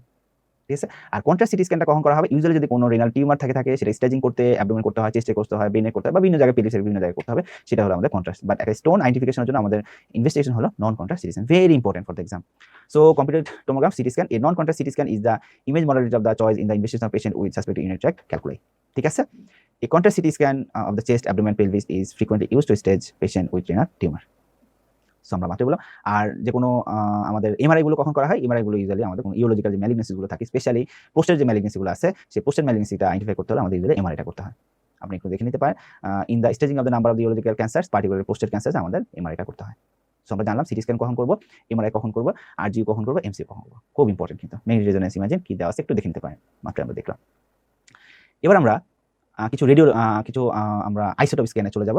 Isotope স্ক্যানগুলো very important for the exam, আপনাকে একটু ভালো করে মনে রাখতে হবে। আইসোটোপ স্ক্যানগুলোর ক্ষেত্রে কয়েকজন স্ক্যান আছে, একটা হলো বোন স্ক্যান, ঠিক আছে, একটা হলো বোন স্ক্যান, আরেকটা হলো ডিএমএসএ বলা হয়, আরেকটা হলো ডিটিপিএ, আরেকটা হলো ম্যাক3। তার মানে আমরা 4টা আইসোটোপ স্ক্যান পাবো। একটা হলো বোন স্ক্যান, একটা হলো ডিএমএসএ, একটা হলো ডিটিপিএ রেনোগ্রাম, আরেকটা বলা হয় ম্যাক3। ফার্স্টে আসেন বোন স্ক্যান। বোন স্ক্যানটা হলো যদি একটা পেশেন্টের ইউজুয়ালি পোস্টের যে ম্যালিগনেন্সিগুলো আছে, আপনারা সবাই জানেন যে পোস্টের ম্যালিগনেন্সিগুলো খুব হাই রিস্ক থাকে তারা বোনসে বা লাম্বার বাড়ি মেটাসিস হওয়ার জন্য, পেলভিসে মেটাসিস হওয়ার জন্য। সো মেটাসিস হওয়ার জন্য বা মেটাসিস হয়েছে কিনা সেটা দেখার জন্য আমাদের ইনভেস্টিগেশন চয়েস হলো বোন স্ক্যান। লাইক একটা পেশেন্ট আপনার ইউরোলজি একটা পেশেন্ট, তার একটা নোন কেস প্রোস্টেট ক্যান্সার, সে ক্যান্সার পোস্টেক্টমি করা আছে, তার সে ফলো আপ আছে, কোনো সমস্যা নেই। হঠাৎ করে সে আপনার কাছে নিয়ে আসলো যে স্যার আমার তো খুব প্রচন্ড লো ব্যাক পেইন হচ্ছে, প্রচন্ড লো ব্যাক পেইন হচ্ছে। তো আপনার কাছে মাথায় যেটা মনে রাখতে হবে, মাথায় আসতে হবে সবার আগে যে প্রবলেমটা, সেটা হলো এই পেশেন্টটাকে বোনে মেটাসিস হয়েছে কিনা। আর সেটা আইডেন্টিফাই করতে হলে আপনাকে যে ইনভেস্টিগেশনটা করতে হবে, সেই ইনভেস্টিগেশন চয়েস হলো বোন স্ক্যান। বুঝা গেছে? সেকেন্ডলি হলো ডিএমএসএ। ডিএমএসএ কি জিনিস? এটা একটা রেডিও আইসোটোপ স্ক্যান। এটা বেসিক্যালি যদি একটা কিডনির যদি কর্টিক্যাল বা কর্টেক্সে যদি স্কারিং থেকে থাকে, অথবা যদি কনজেনিটাল কোনো অ্যাবনর্মালিটিস থেকে থাকে, আমি আবারও বলছি, কিডনি কর্টেক্সে যদি স্কার থেকে থাকে বা কর্টেক্স যদি নষ্ট হয়ে যায়, অথবা কনজেনিটাল যদি কোনো অ্যাবনর্মালিটিস থেকে থাকে, তাহলে আমাদের যে ইনভেস্টিগেশন চয়েস দ্যাট ইজ ডিএমএসএ। খুব ইম্পর্টেন্ট, কিন্তু পরীক্ষার জন্য অনেক ইম্পর্টেন্ট। একটু ডিফিকাল্ট আমার কাছে মনে হয়, নতুন করে সবগুলো নাম শিখতে হচ্ছে, বাট আমরা যতটা সিম্পল করা যায়, যতটা কম বলা যায়, সেই চেষ্টা করছি। ঠিক আছে? সো আমরা আবার বলছি, ডিএমএস আমরা কখন করব? যদি কিডনি কর্টেক্সে কোনো স্কার তৈরি হয়, লাইক একটা পেশেন্টের কিডনি কর্টেক্সটা নষ্ট হয়ে গেছে, আর আপনি জানেন যে কর্টেক্সে সব গ্লোমেরুলসগুলো থাকছে, তো সেটা নষ্ট হয়ে গেছে কিনা, অথবা কনজেনিটাল কোনো অ্যাবনর্মালিটি আছে কিনা, সো আমাদের সেটা আইডেন্টিফাই করতে হলে আমাদের যে টেস্টটা করতে হবে তাকে বলে ডিএমএসএ। এরপর আসেন ডিটিপিএ রেনোগ্রাম। ডিটিপিএ রেনোগ্রামটা আমাদের পোস্ট গ্রাজুয়েশন বই লেখা আছে, পেশেন্টগুলোকে আমরা ইনভেস্টিগেশন এইভাবে দেই, DTPA renogram with split function split GFR. মানে হলো আমরা যখন একটা পেশেন্টের সিরাম ক্রিয়েটিনিন পাই, অনেক যখন বেশি পাবেন, তখন আপনার মনে হয় তার কিডনি নষ্ট হয়ে গেছে বা কিডনি অ্যাবনর্মাল হয়ে আছে, ফাংশনটা ঠিক মতো হচ্ছে না। তো সেই ক্ষেত্রে আপনি যখন বুঝতে পারতেছেন না স্পেসিফিক্যালি কোন কিডনির কতটা ফাংশন নষ্ট হয়েছে, কোন কিডনির সমস্যা হচ্ছে, এটা কি সব দুইটা কিডনির প্রবলেম হচ্ছে না একটা কিডনির প্রবলেম হচ্ছে, আচ্ছা যদি একটা কিডনির প্রবলেম হয় তার কতটা সমস্যা হয়েছে, অথবা দুইজন মিলে যতটুকু ইউরিন তৈরি করতেছে তার মধ্যে রাইট সাইডে কতটা করতেছে, লেফট সাইডে কতটা, এগুলো আপনি কিছুই পাচ্ছেন না একটা সিরাম ক্রিয়েটিনিন করে। সো এগুলো যদি আপনি পেতে চান, সো পুরো ফাংশনটার মধ্যে কে কত পার্সেন্ট, যতটা ইউরিন প্রডিউস করুক না কেন, পুরো ফাংশনের মধ্যে কে কত পার্সেন্ট প্রডিউস করলো, অথবা যতটা জিএফআর তৈরি করুক না কেন, কে কতটা জিএফআর তৈরি করলো, সেটা আইডেন্টিফিকেশনের জন্য আমাদের যে investigation choice that is known as DTPA renogram. ঠিক আছে? এছাড়াও এটা আগে ইউজ করা যেত পিইউজি অবস্ট্রাকশনের জন্য বা পেলভিক জাংশন যদি অবস্ট্রাকশন থেকে থাকে সেটার জন্য। তো পিইউজি অবস্ট্রাকশনের জন্য ইউজুয়ালি এখন যে টেস্টটা ইউজ করা হয় তাকে বলা হয় ম্যাক3। ঠিক আছে? সো আমরা একটু আসি বোন স্ক্যান। ফার্স্টে আসি বোন scan. Bone scan is most frequent used when bone metastases are suspected based on symptoms and other investigations. আমি বলছি পেশেন্টটা কেমন সিনারিও নিয়ে আসতে পারে, একটা বোন ক্যান্সার, প্রোস্টেট ক্যান্সার থেকে থাকে, অপারেশন হয়েছে, অথবা তার সেরাম পিএসএটা বেশি নিয়ে আসলো, তার সিভিয়ার বোনস পেইন হচ্ছে পিছনের দিকে, তখন আমাদের এই জিনিস মনে রাখতে। এরপর আসেন ডিএমএসএ। ডিএমএসএ কি জন্য বলছি? যদি রেনাল কর্টিক্যাল কোনো স্কারিং আছে কিনা। আচ্ছা, renal imaging evaluation renal structure specially in the paediatric population হয় it is use detect renal scarring and congenital anomalies. লিখে রাখেন কনজেনিটাল অ্যানোমালিস। এরপরে চলে আসেন ডিটিপিএ রেনোগ্রাম। ডিটিপিএ রেনোগ্রামটা এখানে ওইভাবে লেখা নাই, আমি কিন্তু বলছি যে স্প্লিট ফাংশন, সুন্দর করে এখানে লিখেন split function and split GFR. তার মানে আলাদা আলাদা যদি আপনি ফাংশন বুঝতে চান, কে কত পার্সেন্ট অথবা কে কতটুকু জিএফআর তৈরি করছে, সেটা যদি আপনি বুঝতে চান, ইউর ইনভেস্টিগেশন চয়েস হলো ডিটিপিএ রেনোগ্রাম। ঠিক আছে? ইভেন যদি কোনো পেশেন্টের নেফ্রেক্টমি করতে হয়, লাইক একটা পেশেন্টের কিডনি নষ্ট হয়ে গেছে, আমরা দেখলাম যদি নেফ্রেক্টমি করতে হয় বা কিডনি ফেলে দিতে হয়, কারণ কিডনি তো বডিতে থেকে অনেক খারাপ করতে পারে, ইনফেকশন সোর্স হিসেবে কাজ করতে পারে। তো সেক্ষেত্রে আমরা অনেক সময় ডিসিশন নিয়ে কিডনিটা ফেলে দেবো। যদি আপনি সেই পেশেন্টের রেনাল ফাংশনটা না দেখে কিডনিটা ফেলেন, আপনি কিন্তু পেশেন্ট সু করে দিবে, একদম কেস করে দিবে। সো সেক্ষেত্রে রেনাল ফাংশন দেখতে হলে আপনাকে কোন ইনভেস্টিগেশন করতে হবে? That is nothing but DTPA renogram. যদি টেনের নিচে চলে আসে, ডিটিপিএ রেনোগ্রাম বা জিএফআর যদি টেনের নিচে চলে আসে, তাহলে আমরা কিন্তু নেফ্রেক্টমি করতে পারি। এগুলো আপনাদের এখানে লিখা নাই, জাস্ট আমি বলার জন্য বললাম, কেউ যদি ইন্টারেস্ট থাকে লিখে নিতে পারেন। সো আগে প্রিভিয়াসলি এটা পিইউজি অবস্ট্রাকশন দেখার জন্য করা হতো, আর নাও ইট ইজ এটা ম্যাক3 করা হয়। সো দেখেন ম্যাক3 is now the radio pharmacological choice used in assessing a patient with suspected urinary tract obstruction such as PUJ বা uretero-pelvic junction obstruction, uretero-pelvic junction obstruction অথবা pelvic junction obstruction। ঠিক আছে, এই টেস্টগুলো নাম একটু মনে রাখবেন। এরপর চলে আসি একটু ইউরিনারি ব্লাডার অ্যাসেসমেন্ট। ব্লাডারের ফাংশন দেখার জন্য bladder flow, pressure flow study বলা হয় বেসিক্যালি। প্রেশার ফ্লো স্টাডি দেখার জন্য আপনার যে ইনভেস্টিগেশনটা করতে হয় সেই ইনভেস্টিগেশনটাকে বলা হয় আমাদের ইউরোডাইনামিক্স। মানেটা কি? মানে হলো একটা পেশেন্টের এলওটিএস আছে, এলওটিএস বা লোয়ার ইউরিনারি ট্র্যাক্ট সিম্পটমস আছে, অনেক কারণে তার এলওটিএস হতে পারে। আপনি সবগুলা কজ যখন আপনি আইডেন্টিফাই করে এক্সক্লুড করলেন, এখন পর্যন্ত আপনি সেই পেশেন্টের এলওটিএস এর কজটা খুঁজে পেলেন না, বা তার পেশেন্টের যে ইনকন্টিনেন্স হচ্ছে সেই ইউরিনটাকে ধরে রাখতে পারতেছে না, সেই ইনকন্টিনেন্স আপনি খুঁজে পেলেন না। তখন আপনার মাথায় আসতে হবে তার কোনো নিউরোজেনিক ব্লাডার ডেভেলপ করছে কিনা, এরকম আপনার কিছু জিনিস মাথায় রাখতে হবে। তো সেই ক্ষেত্রে আপনার ব্লাডারের ফ্লো, ব্লাডারের প্রেশারটা কেমন, প্রেশার অনুযায়ী ফ্লোটা ঠিক মতো করে হচ্ছে কিনা, সেই স্টাডিটা করার জন্য যে ইনভেস্টিগেশনটা করতে হয় তাকে বলা হয় ইউরোডাইনামিক্স। কি বলা হয় ভাই? ইউরোডাইনামিক্স। তার মানে আমি আবারও বলছি, একটা পেশেন্টের যদি ব্লাডারের এলওটিএস এর সবগুলো কজ মোটামুটি আপনি এক্সক্লুড করার পরেও একটা ডিসিশন আসতে পারলেন না, বা পেশেন্টকে আপনি ট্রিট করতে পারলেন না, কজটা খুঁজে পেলেন না, তখন আমাদের যে ইনভেস্টিগেশনটা করতে হবে তাকে বলা হয় ইউরোডাইনামিক স্টাডিজ। আর এই ক্ষেত্রে ইউজুয়ালি প্রেশার ফ্লো স্টাডিটা করতে হয়। ঠিক আছে, সো আমরা একটু চলে আসি ইউরোডাইনামিক্স। Evaluation previously information about the bladder pressure and urine flow has referred to the pressure flow study. মাত্রই বলা, the test is performed to investigation patient with unexplained or complicated LOTS or incanter. It is commonly used in patient with suspected urinary bladder neuropathy. তার মানে urinary bladder neuropathy সেটা identify করতে হলে আমাদের ইনভেস্টিগেশনটা করতে হয়, তাকে বলা হয় ইউরোডাইনামিক্স। সো আবার একটু লেখা আছে এই বক্সে একটু দেখবেন, assessment of the urinary bladder function, urodynamics provides a pressure flow profile, requires fine catheter, দুইটা ক্যাথেটার আপনাকে ঢুকাতে হবে বেসিক্যালি, একটা রেকটামে দিতে হয়, একটা ব্লাডার দিতে হবে, এবং দেখা হয় যে প্রেশার অনুযায়ী ফ্লোটা ঠিক মতো আসছে কিনা। So that ends our first chapter of genitourinary, that is urinary symptoms and investigation. So আমি আবারও বলছি, আমাদের যে কোশ্চেনগুলো হবে, আমরা বলছি খুব বেশি কোশ্চেন আপনাকে এখান থেকে ফেস করতে হবে না, দুইটা বা ম্যাক্সিমাম তিনটা কোশ্চেন আপনি হয়তো ফেস করবেন। সো যদি একটা কোশ্চেন আসে, that is from our first chapters investigation and symptoms. এবার আমরা যে টপিকটা পড়বো সেটা হলো চ্যাপ্টার নাম্বার 82, এখানে আছে কিডনি অ্যান্ড ইউরেটার। সো এইসব জায়গা থেকে যেসব টপিকগুলো ইম্পর্টেন্ট প্রিভিয়াসলি কোশ্চেন আসছে এবং আসার মতো, আমরা সেই টপিকগুলো পড়বো। ফার্স্টে আমরা একটু চলে আসি এখানে একটা topic, that is horseshoe kidney. Horseshoe kidney কী জিনিস, ফিচার্সগুলো কী এবং কীভাবে হয়, কয়েকটা জিনিস আমরা একটু দেখি। হর্ষ কিডনি জিনিসটা কি? আপনারা জানেন যে একটা অ্যাবডোমিনাল আওটা, এটা হলো একটা ডায়াফ্রাম, এটার T12 লেভেলে অ্যাবডোমিনাল আওটা ডায়াফ্রামকে ক্রস করে, বা ডিসেন্ডিং থোরাসিক আওটা ডায়াফ্রামটা ক্রস করে আমাদের অ্যাবডোমিনাল ক্যাভিটিতে আছে। এসে সে তিনটা ব্রাঞ্চ দেয়, ভেন্ট্রাল ব্রাঞ্চ, একটা T12 লেভেলে একটা সিলিয়াক ট্রাঙ্ক দিবে, নাম্বার 1 লেভেলে সুপার মেজেন্টিক আর্টারিটা দিবে, এবং নাম্বার 3 লেভেলে ইনফির মেজেন্টিক আর্টারিটা দিবে, এবং নাম্বার 4 লেভেলে সে বাইফার্কেট করবে right and left common iliac artery. এখন একটা কিডনি যখন ডেভেলপমেন্ট হয়, আপনারা জানেন কিডনি ডেভেলপমেন্টটা হওয়ার সময় সে কী করে নিচে থেকে উপরের দিকে উঠে অ্যাসেন্ড হয়, তাই না? সো যখন তার অ্যাসেন্ড হয়, তখন দেখেন এই কিডনিটা যদি দুইটা পোর্শন, লোয়ার যে দুইটা এন্ড, এই দুইটা লোয়ার এন্ড যদি ফিউশন হয়ে যায়, তো দেখেন অ্যাসেন্ড করার সময় ফার্স্ট যে অবস্ট্রাকশনটা পাবে সেটা হলো ইনফিরিয়র মেজেন্টিক আর্টারি, কারণ সেটা ভেন্ট্রাল ব্রাঞ্চ। ইনফিরিয়র যদি এই দুইটা যদি সেপারেটলি অ্যাসেন্ড করতো, তাহলে দেখেন তারা সুন্দর মতো করে নাম্বার 2 লেভেলে তাদের প্লেসে চলে যেত। কিন্তু আমরা কি বলছি, কিডনির লোয়ার পোর্শনটা ফিউশন হয়ে যায়। সো এই হর্ষ কিডনিদের লোয়ার পোর্শনটা যখন ফিউশন হয়ে যায়, তখন দেখেন তারা যখন উপর দিকে অ্যাসেন্ড করবে, এই যে ইনফিরিয়র যে মেজেন্টিক আর্টারিটা আছে, এই ইনফিরিয়র মেজেন্টিক আর্টারির জন্য সে আর উপর দিকে উঠতে পারে না, তার মানে এই জায়গায় সে আটকে যায়। বুঝা গেছে? সো দেখেন এটা একটা ঘোড়ার খুরের মতো, দ্যাটস এটাকে বলা হয় হর্ষ কিডনি।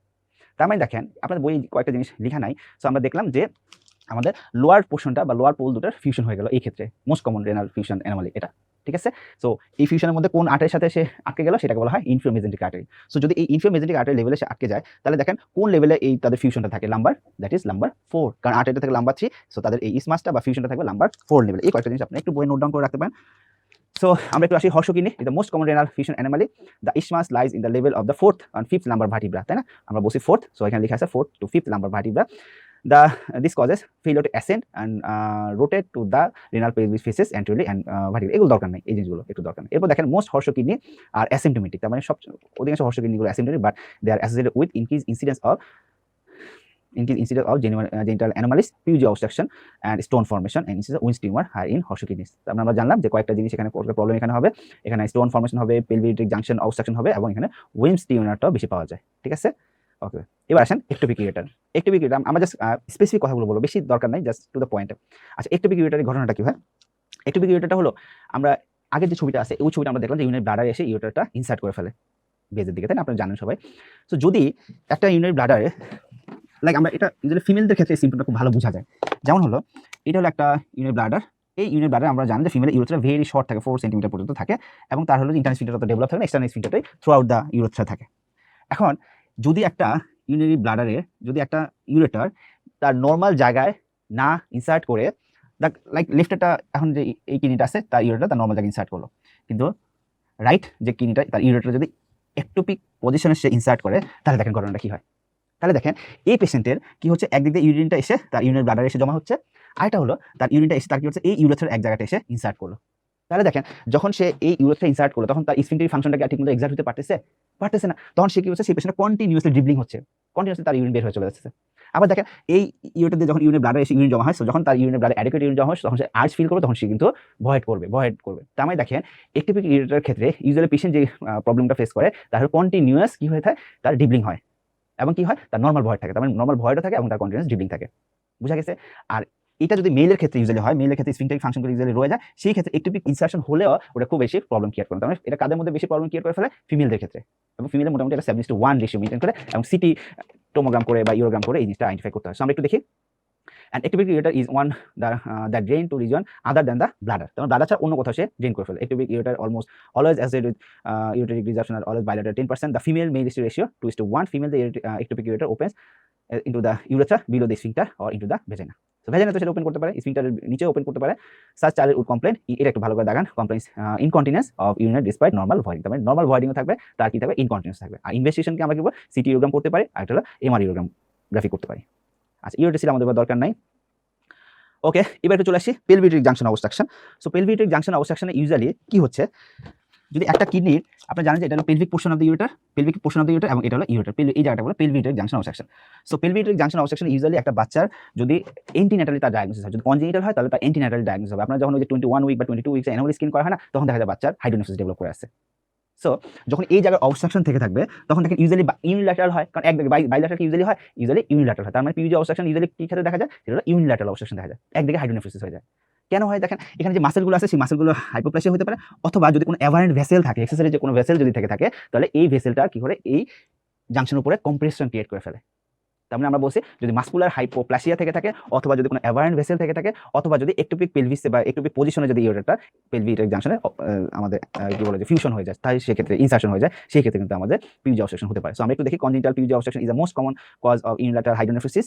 ইনসিডেন্সে দেখার দরকার না, it may result from intrinsic obstruction secondary to অ্যাপেসিভ segment of PUJ due to, এই যে দেখেন কারণটা একটু দেখেন, muscular hypoplasia, other cause increase high insertion of the ureter into the pelvis, তার মানে ureter into the pelvis and the presence of the crossing aberrant vessels at the পিউজি।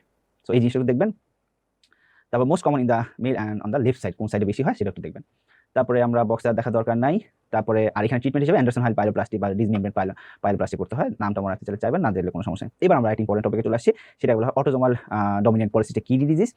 এই autosomal dominant polycystic kidney ডিজিজে আমাদের দুইটা ক্রোমোজোমের mutation ঘটে, একটা হলো আমাদের PKD1 অ্যান্ড PKD2, এই দুইটা, আর এটা ডমিনেন্ট ডিজিজ আপনারা সবাই জানেন। আর এই ক্ষেত্রে আমাদের এন্ডোসেল রেনাল ডিজিজটা কি কন্ডিশন হতে পারে সেটা একটু দেখে নিতে পারেন। 50% of the affected individual eventually develops end stage renal disease.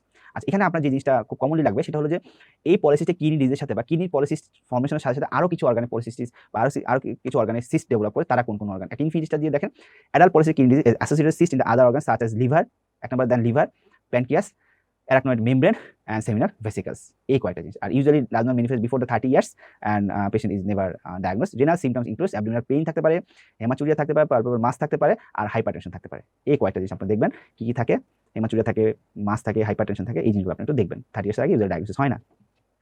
ওকে, এই পেশেন্টের যেহেতু হাইপারটেনশন থাকে, এখানে আরেকটা জিনিস পাওয়া যায়, সেটা হলো ইন্ট্রাক্রেনিয়াল অ্যানিউরিজম পাওয়া যায়। তার মানে ইন্ট্রাক্রেনিয়াল অ্যানিউরিজম পাওয়া যেতে পারে এবং সাব অ্যারাকনয়েড হেমোরেজ হয় এই পেশেন্টের, দ্যাটস ওয়াই এই পেশেন্টের সাডেন ডেথ হয়। সো আমরা দেখলাম অ্যাডাল্ট পলিসিস্টিক কিডনি ডিজিজ, সেটা হলো আমাদের PKD1 আর PKD2, 50% কেসে তাদের এন্ডোসেল রেনাল ডিজিজ হয়। কোন ক্ষেত্রে এন্ডোসেল রেনাল ডিজিজ হতে পারে সেটা আমরা দেখলাম। আর কোন জায়গায় সিস্ট হতে পারে, liver, pancreas, arachnoid membrane and seminal vesicles, 30 ইয়ার্সের আগে ইউজুয়ালি দেখা যায় না। আর পেশেন্টের সিমটমগুলো অ্যাপিয়ার করে, পেইন থাকে, হেমাচুরিয়া থাকে, পালপেবল মাস থাকে। আর most patient older than 20 years are hypertension and good control of blood pressure.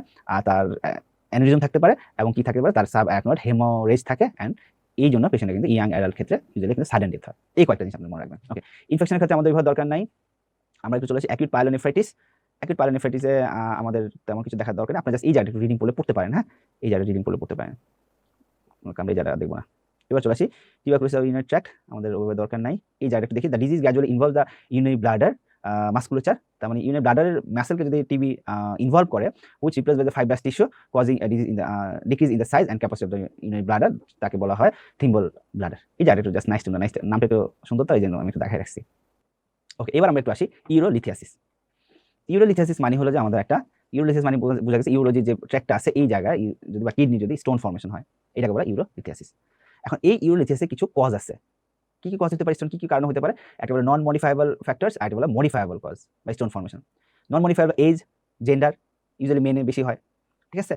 Ethnic origin, family history যদি থেকে থাকে, জাস্ট নাইস টু নো। তার মানে মডিফাইবল, নন মডিফাইবল এই কজগুলো। আর মডিফাইবল এনভায়রনমেন্ট, ড্রাগস, কোন কোন ড্রাগস হতে পারে? কর্টিকোস্টেরয়েড হতে পারে, কেমোথেরাপিউটিক এজেন্টগুলো হতে পারে।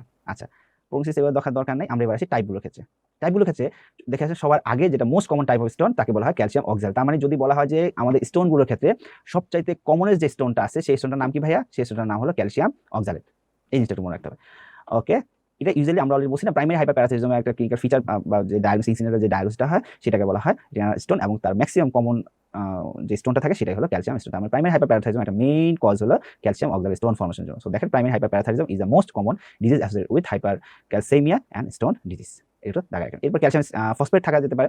ক্যালসিয়াম ফসফেটটা ইউজুয়ালি খুব বেশি কমন না, তবে এরা রেনাল টিউবুলার অ্যাসিডের ক্ষেত্রে পাওয়া যেতে পারে। ইউরিক অ্যাসিড স্টোন পাওয়া যেতে পারে। ইউরিক অ্যাসিড স্টোনটা ইউজুয়ালি অ্যালকালাইন ইউরিনে ফর্মেশন হয়, আর হাইপার ইউরেসেমিয়ার মধ্যে বা গাউটের মধ্যে পাওয়া যেতে পারে, এবং সেখানে সাইটোটক্সিক ড্রাগের কোনো হিস্ট্রি থাকতে পারে। তবে আমরা আবার বলছি, ইউরিক অ্যাসিড স্টোনটা কখন পাওয়া যায়? ইউরিক অ্যাসিড স্টোনটা ইউজুয়ালি অ্যালকালাইন ইউরিনে থাকে, এবং তারা কি করতেছে, গাউট যে পেশেন্টগুলো বা মাইলো পলিফাইটিভ যে ডিসঅর্ডার, যে পলিফাইড ডিসঅর্ডারের জন্য পেশেন্টটাকে সাইটোটক্সিক ড্রাগ দিয়ে ট্রিট করা হয়েছে, তাদের ক্ষেত্রে ইউজুয়ালি ইউরিক অ্যাসিড স্টোন পাওয়া যায়। তার মানে সাইটোটক্সিক ড্রাগগুলোর জন্য যে স্টোন ফর্মেশন হয় তারা কি ধরনের স্টোন? তাকে বলা হয় ইউরিক অ্যাসিড স্টোন। এরপর আসেন ইনফেক্টিভ স্টোন। ইনফেক্টিভ স্টোনগুলো বেসিক্যালি লেয়ার বাই লেয়ার জমা হয়। এগুলো লিখে নেয় আপনি বইগুলোতে, জাস্ট একটু লিখে রাখতে পারেন যে ইনফেক্টিভ স্টোনগুলো যদি একটা স্টোন ভাঙার পরে, ক্রাশ করার পরে দেখা যায় লেয়ার বাই লেয়ার জমে আছে, তখন সেটাকে বলা হয় ইনফেক্টিভ স্টোন, এবং এটাকে বলে স্ট্রুভাইট, তাই না? স্ট্রুভাইট। আর স্ট্রুভাইট সবসময় অ্যালকালাইন এনভায়রনমেন্টে হবে, অ্যালকালাইন এনভায়রনমেন্টে হবে, এবং তারা ইউজুয়ালি মোস্ট কমনলি প্রোটিয়াস দিয়ে হয়। আপনারা সবাই জানেন তারা হলো মোস্ট কমনলি প্রোটিয়াস দিয়ে হয়, এবং তাদের করে স্ট্যাগহর্ন ক্যালকুলাই, তাই না? বিশাল বিশাল পেলভিসে বসে থাকে স্ট্যাগহর্ন ক্যালকুলাই। সো একটু দেখে নিতে পারেন, this are struvite and apatite stones results urease প্রোটিয়াসের bacteria infection cause Proteus Klebsiella দেখবেন। তারপর দেখেন staghorn calculi are infective stone that grows in branching pattern, এগুলো একটু দেখবেন, just nice to know. Cystinuria autosomal recessive একটা ডিজিজের সাথে রিলেটেড, এই জিনিসটা দেখবেন যে autosomal cystinuria is an autosomal recessive inherited disease that cause that decrease absorption of cystine from the intestine and the proximal tube of the kidney, তাদের cystine হবে। Okay, এরপর আমরা আসি ক্লিনিক্যাল ফিচারে কি হতে পারে। আপনারা সবাই জানেন ক্লিনিক্যাল ফিচারে ইউজুয়ালি পেইন হয়, এবং যখন ইউরেটারকে সে অবস্থা করে ফেলে সেই ক্ষেত্রে আমাদের কিন্তু পেইনটা ল্যাটারালাইজ হয় বা রেডিয়েট করে, সেটা একটু দেখে নেবেন, ঠিক আছে? না মনে রাখতে চাইলে কোনো সমস্যা নাই। আমরা আবার আসি, একটা যখন স্টোন ফর্মেশন হয়, স্টোন ফর্মেশনের ক্ষেত্রে ইউজুয়ালি তার অ্যাপ্রোচটা কেমন হবে। ফার্স্টে আসেন, একটা স্টোন যখন ফর্মেশন হয় তখন দেখা যায় যে আমাদের যে ভেসিকিউরিটিক যে জাংশনটা আছে, ভেসিকিউরিটিক জাংশনের একটা ন্যারোয়েস্ট পোর্শন হলো আমাদের ইউরেটার। তো আমাদের ন্যারোয়েস্ট পোর্শন অফ দ্য ইউরেটার কোন পোর্শনটা ভাইয়া? সেটা হলো ভেসিকিউরিটিক জাংশন। এই ভেসিকিউরিটিক জাংশনে এসে সবসময় স্টোনগুলো যত স্টোনের সাইজ যেমনই হোক না কেন, সে যে পুরো লেন্থটা ক্রস করে আসে, আলটিমেটলি দেখা যায় ভেসিকিউরিটিক জাংশনে সে এখানে আটকে যায়, এবং দেখা যায় 3 to 5 মিলিমিটার পর্যন্ত কিন্তু মোটামুটি এই জায়গায় এসে লজ করে, এবং তারা কিন্তু অনেক পেইন দেয়। আমি আগেই বলছি তার পেসিসে অনেক পেইন দেয়, ঠিক আছে? তো সেই ক্ষেত্রে আপনি পেশেন্টগুলোকে কি করতে পারেন? সেই ক্ষেত্রে আপনি পেশেন্টগুলোকে কিন্তু ট্রিটমেন্ট হিসেবে অ্যানালজেসিক দিতে পারেন, এনএসআইডিগুলো দিতে পারেন, এগুলো দিয়ে আপনি বেসিক্যালি ট্রিট করতে পারেন। তো ফার্স্টে আসেন অ্যাপ্রোচ টু দ্য ইউরিনারি, এগুলো আসলে পরীক্ষার জন্য অতটা দরকার নেই, জাস্ট আমরা একটু বলার জন্য বলছি আর কি। হ্যাঁ, অ্যাপ্রোচ টু ইউরিনারি কলিক কি হতে পারে? Presentation stone is urinary colic. আমি আগে বলছি small 3 to 5 millimetre calculus usually responsible for urinary colic and commonly lodge the vesicoureteric junction, তাই না? কোন জায়গায় সে লজ করবে? তারা ভেসিকিউরিটিক জাংশন। আর তাদেরকে কি ড্রাগ দেব? আমরা বলছি এনএসআইডি দিতে পারি, যেমন হলো প্যারাসিটামল দেওয়া যেতে পারে, আর antispasmodic medication are not necessary to elevate pain, দরকার নেই। ওকে, আর স্টোন যখন, এটা ইম্পর্টেন্ট, স্টোন যখন আপনি বুঝতে পারবেন তখন আপনি ইনভেস্টিগেশন চয়েস কি ভাইয়া? ইনভেস্টিগেশন চয়েস হলো নন কন্ট্রাস্ট সিটি স্ক্যান, ইনফিনিটিটা very important for the exam. এরপর চলে আসেন মেটাবলিক ইভালুয়েশন। ওই যে বললাম প্রাইমারি হাইপারপ্যারাথাইরয়েডিজমের সাথে আপনি স্টোন ফর্মেশন হতে পারে, সেজন্য সেটা আইডেন্টিফাই করতে হলে আপনাকে যেসব টেস্ট করতে হবে, ক্যালসিয়াম ফসফরাস করতে হবে, ইউরিক অ্যাসিড পাওয়া যেতে পারে, হাইপার ক্যালসিয়াম পাওয়া যেতে পারে, ফসফেটেমিয়া পাওয়া যেতে পারে, হাইপার ইউরেসেমিয়া পাওয়া যেতে পারে, এই জিনিসগুলো দেখে নিতে পারেন কি টেস্ট করা যেতে পারে। ওকে, এবার হলো non surgical management of stone disease. Usually যদি 5 মিলিমিটার নিচে হয় এবং নন অবস্ট্রাকটিভ হয়, অ্যাসিম্পটোমেটিক হয়, তখন সেই ক্ষেত্রে ইউজুয়ালি পেশেন্টকে জাস্ট সিম্পলি তাকে ফলো আপে রাখতে হয়। তো আপনি একটা পেশেন্টকে non surgical management stone disease কখন করবেন? যখন স্টোনের সাইজ 5 মিলিমিটার কম থাকবে এবং পেশেন্টটার কোনো সিমটম থাকবে না, কোনো অবস্ট্রাকশন থাকবে না, তখন আপনি জাস্ট ফলো আপ করবেন, ফলো আপ করে দেখবেন যে স্টোনটা গেছে কিনা। হ্যাঁ, এবার আসেন, যদি পেশেন্টটাকে আপনি আরেকটা ট্রিটমেন্ট দিতে পারেন, সেটা হলো medical expulsive therapy, very important. আমি কি বলছি? কখন দিতে পারেন? Medical expulsive therapy. আচ্ছা, মেডিকেল এক্সপালসিভ থেরাপিতে হলো যে এই পেশেন্টটাকে বেসিক্যালি কিছুই করা হয় না, এই পেশেন্টগুলোকে জাস্ট আলফা ব্লকার দেওয়া হয়। কি দেওয়া হয় ভাইয়া? Alpha blocker. আলফা ব্লকার কি করে? স্মুথ মাসেলগুলোকে, যে আমাদের স্মুথ মাসেলগুলোকে রিল্যাক্স করে দেয়, তার কনস্ট্রিকশন হয়ে যায়। সো যখন একটা ইউরেটারের ভিতরে একটা স্টোন ইম্প্যাক্টেড হবে বা লস্ট হবে, সো যখন স্মুথ মাসেল রিল্যাক্স হয়ে যাবে, সো দেখা যায় ওর টোনটা হারায় গেছে, ওরা টাইট করে ধরতে পারবে না, আলটিমেটলি স্টোনটা আস্তে আস্তে বের হওয়া শুরু হয়, ঠিক আছে? এই জিনিসটা মনে রাখতে হবে। সো আমরা একটু চলে আসি ওয়াচফুল ওয়েটিং কি ক্ষেত্রে আমরা করবো, এবং মেডিকেল এক্সপালসিভ থেরাপি দেখেন আলফা ব্লকার ইউজ করতে পারে, ঠিক আছে? আর দরকার নেই এখান থেকে তেমন কিছু। ওকে, রেনাল ইনজুরি দরকার নেই, 5টা টাইপ আমাদের দরকার নাই, tumours of the kidney and ureter. Okay, যদি একটা কিডনিতে একটা টিউমার হয়, তাহলে সেই টিউমারটা আসলে তার রিস্ক ফ্যাক্টরটা কি? ফার্স্ট থিং হলো যে একটা কিডনিতে যখন টিউমারটা হবে, সেই টিউমারের আসলে টাইপটা কি, তাদের রিস্ক ফ্যাক্টরটা কি, এবং কি কারণে তার টিউমারটা হতে পারে। সো যদি একটা কিডনিতে টিউমার হয় তাহলে সেই টিউমারটা ইউজুয়ালি অ্যাডিনোকার্সিনোমা হয়, কিডনির প্রক্সিমাল টিউবুলে বেসিক্যালি সেখান থেকে অরিজিন নেয়। যদি তার লাইনিং এ হয়, আপনারা জানেন যে পেলভিস এরা সবাই সবাই ট্রানজিশনাল সেল, সো সেই সব জায়গায় ট্রানজিশনাল সেল কার্সিনোমা হতে পারে। এবং এই কিডনি বা আপার ট্র্যাক্টে যে আমাদের ম্যালিগনেন্সিটা আছে, তার ম্যালিগনেন্সির মেইন রিজনটা কিন্তু টোবাকো স্মোকিং। এছাড়াও কিছু ডাই আছে, কিছু রাবার ইন্ডাস্ট্রিজ আছে, কিছু অ্যানালিসিক অ্যাবিউজের সাথে কিছু হিস্ট্রি পাওয়া গেছে, আর্সেনিক আছে, ঠিক আছে। সো এই জিনিসটা একটু মনে রাখতে হবে। সো আমরা একটা আপার ট্র্যাক্ট ইউরোথেলিয়াল ক্যান্সার একটু দেখি। Important risk factors are tobacco consumption, occupation in the dye, petrochemical and rubber industries, analysis abuse, high arsenic content in the drinking water. এগুলো একটু মনে রাখবেন, কোন কোন ড্রাগ ক্রনিক আছে।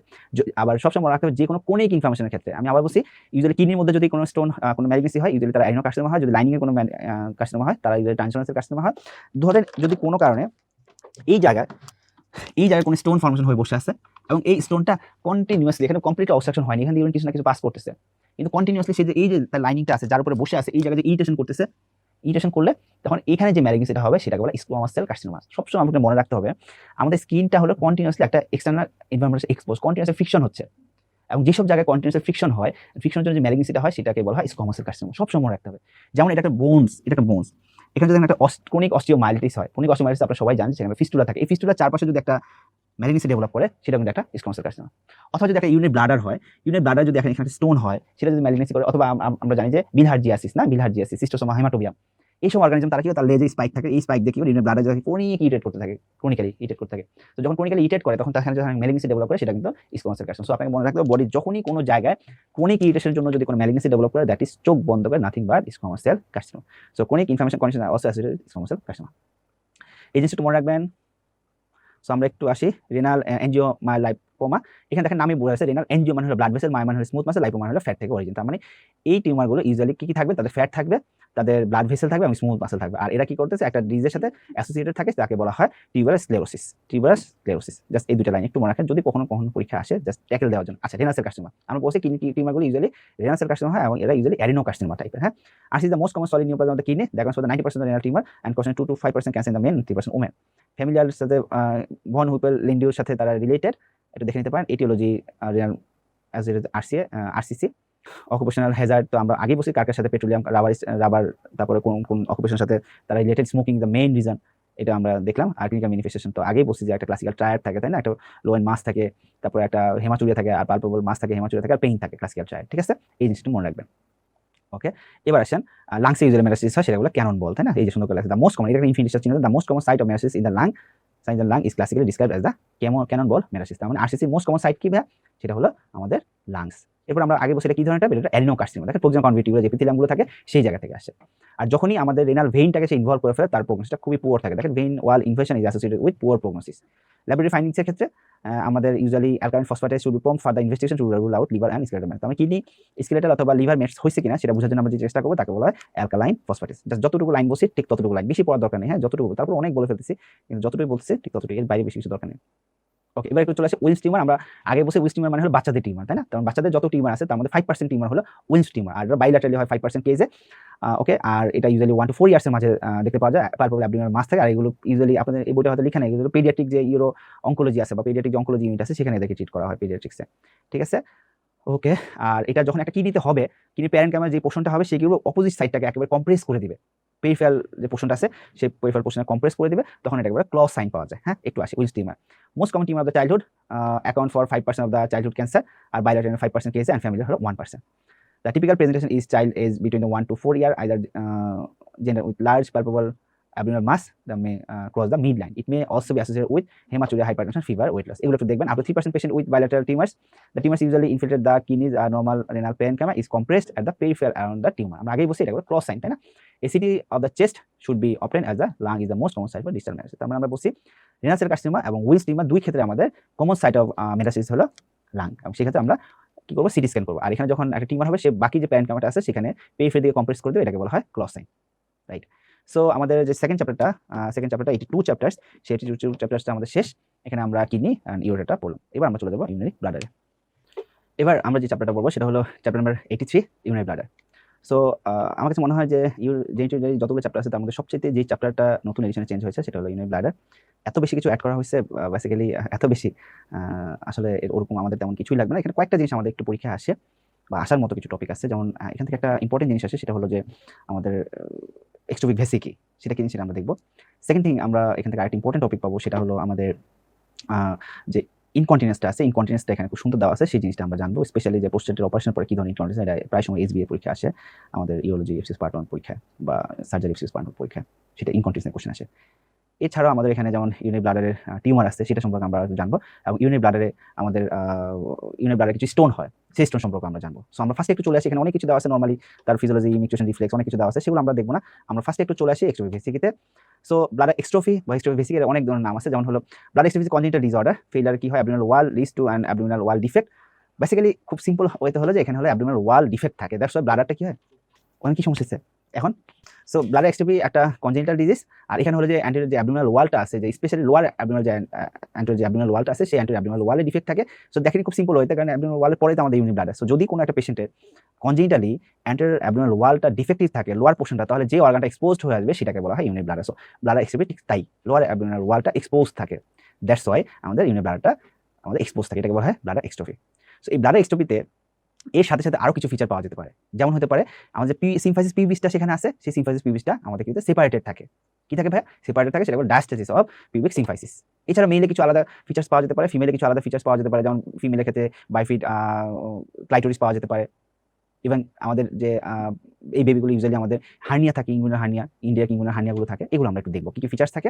সো ফার্স্টে একটু চলে আসি, bladder exstrophy is a congenital disorder in which failure of development of the lower abdominal wall leads to an abdominal wall defect through which bladder is exposed, diastasis of the symphysis pubis and anterior opening of the urethra can coexist। এইখানে যে জিনিসগুলো আছে সেগুলো আপনি একটু দেখবেন, আমরা আমাদের কথার মধ্যে এগুলো মোটামুটি পড়ে গেছে, জাস্ট একটু জেনে আপনার মাথায় আইডিয়া নিয়ে রাখবেন জিনিসটা কি।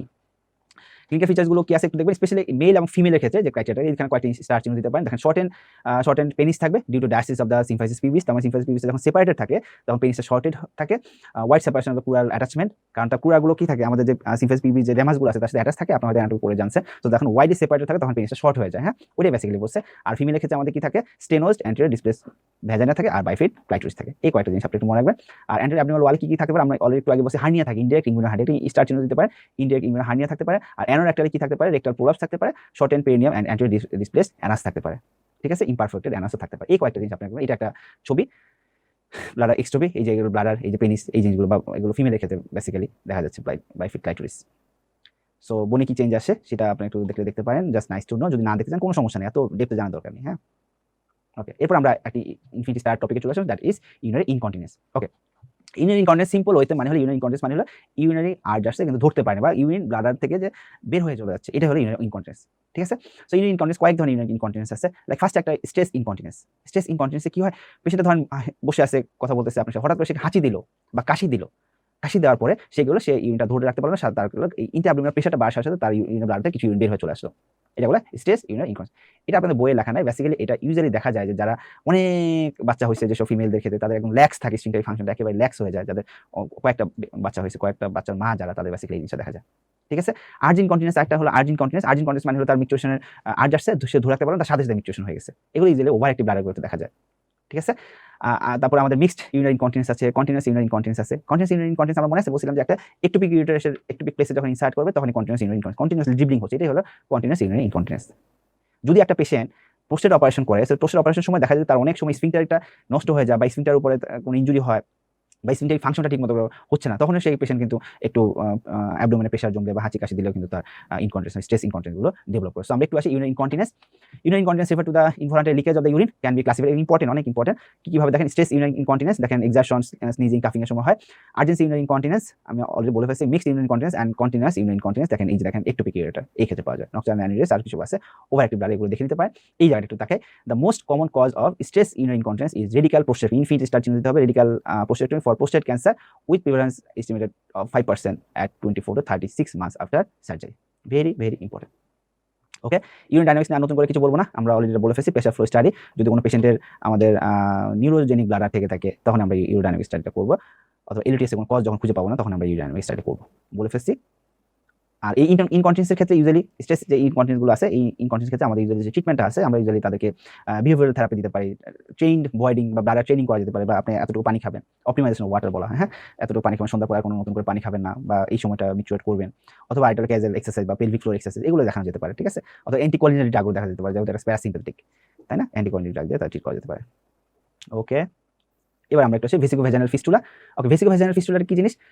ইউজুয়ালি আমাদের যদি প্রলং লেবার হয়ে থাকে তখন দেখা যায় যে বাচ্চার মাথাটা যখন এঙ্গেজড হয় তখন কি হচ্ছে, বাচ্চার মাথা যখন এঙ্গেজ হয় তখন তার ডেলিভারিটা যদি ঠিকমতো করে না হয় বা অবস্ট্রাক্টেড লেবার হয়ে যায় তখন কি হয়, সিম্ফাইসিস পিউবিস এবং বাচ্চার মাথার মধ্যখানে মায়ের যে ইউটারাসের যে পোর্শনটা থাকে সেই পোর্শনটা কি হয়, প্রেশার নেক্রোসিস হয়ে যায় বা প্রেশারে থেকে যায় অনেকক্ষণ ধরে 18 ঘন্টা বা এরকম সময় ধরে তো থেকে যায়, তাই না?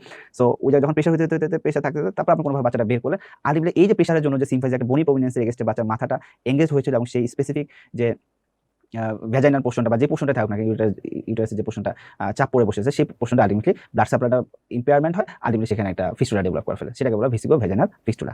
ঠিক আছে, এবং ভেসিকোভেজানাল ফিস্টুলাতে সুন্দর মতো করে কি হয়ে যায়, আমাদের ইউরিনারি ব্লাডার থেকে ইউরিনটা ভ্যাজানালে কন্টিনিউসলি চলে আসতে থাকে। তো একটু দেখাই দেখি ভেসিকোভেজানাল ফিস্টুলা বা most common urinary tract fistula in developing countries obstetric fistula account for the majority of the causes. আমি অলরেডি বলে ফেলছি, this fistula are due to prolong obstructed labor resulting the ischemic pressure necrosis to the anterior vaginal wall, urinary bladder and urethra.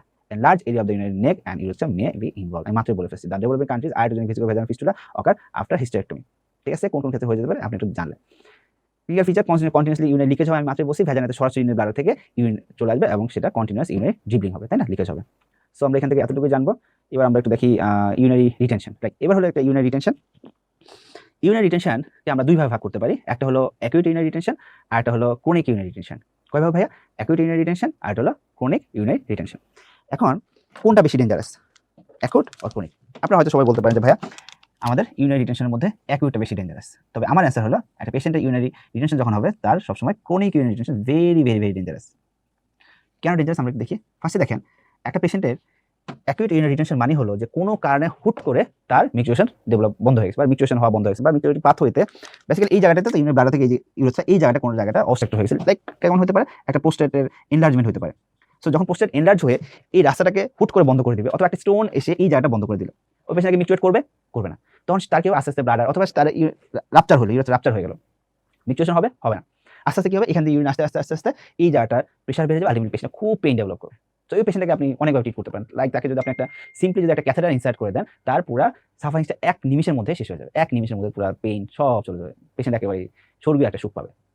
কিন্তু chronic রিটেনশনের ঘটনাটা কি হয়? Chronic retention হলো যদি একটা পেশেন্টের ইউরিনের পাথ হইতে যদি একটা স্ট্রিকচার থাকে বা ন্যারোইং থাকে বা ইভেন প্রোস্টেটও এই কাজটা করতে পারে, ঠিক মতো করে ইউরিনটা ফ্লো হতে পারতেছে না, তার রাস্তাটা বন্ধ করে রাখছে। তো যখনই ফ্লো হতে পারে না আলটিমেটলি দেখা যায় এই ইউরিনারি ব্লাডারের আলটিমেটলি পাওয়ারটা বেড়ে যায়, কারণ হলো তাকে একটা অবস্ট্রাকশন এগেইনস্টে তাকে কাজ করতে হয়। তো যখন অবস্ট্রাকশন এগেইনস্টে তাকে কাজ করতে হয় আলটিমেটলি এইখানে যে মাসেলগুলো আছে সেই মাসেলগুলো হাইপারট্রফিড হয়ে যায়, হাইপারট্রফিড হয়ে স্যাকুলি হয়, ডাইভার্টিকুলাম হয়, সেগুলো আমাদের আপাতত দরকার নাই। সো যখনই হাইপারট্রফিড হয়ে যায় তো এক্সট্রা কাজ করতে তখন এইদিকে সে যেমন প্রেশার দেয় এই কিছু ইফেক্টটা এদিকেও চলে যায়। সো এদিকে যখন চলে যায় আলটিমেটলি তার হাইড্রোইউরেটর হতে থাকে, বাইল্যাটারাল হাইড্রোইউরেটর হতে থাকে এবং আলটিমেটলি এই ইউরেটর হয়ে আলটিমেটলি হাইড্রোনেফ্রোসিস হয়ে যায়। তার মানে ক্রনিক অবস্ট্রাকশন একটা ফিচার হলো তার এই যে ইউরিনারি ব্লাডারের হাইপারট্রফি হয়ে যায়, তার ডাইভার্টিকুলাম স্যাকুলি ডাইভার্টিকুলাম হয়ে যায়, তার সাথে হাইড্রোইউরেটর হয়, হাইড্রোনেফ্রোসিস হয়। সো দেখেন এই আপার ট্র্যাক্টকে সে ইনভলভ করে ফেলে ক্রনিক ইউরিনারি রিটেনশনের ক্ষেত্রে।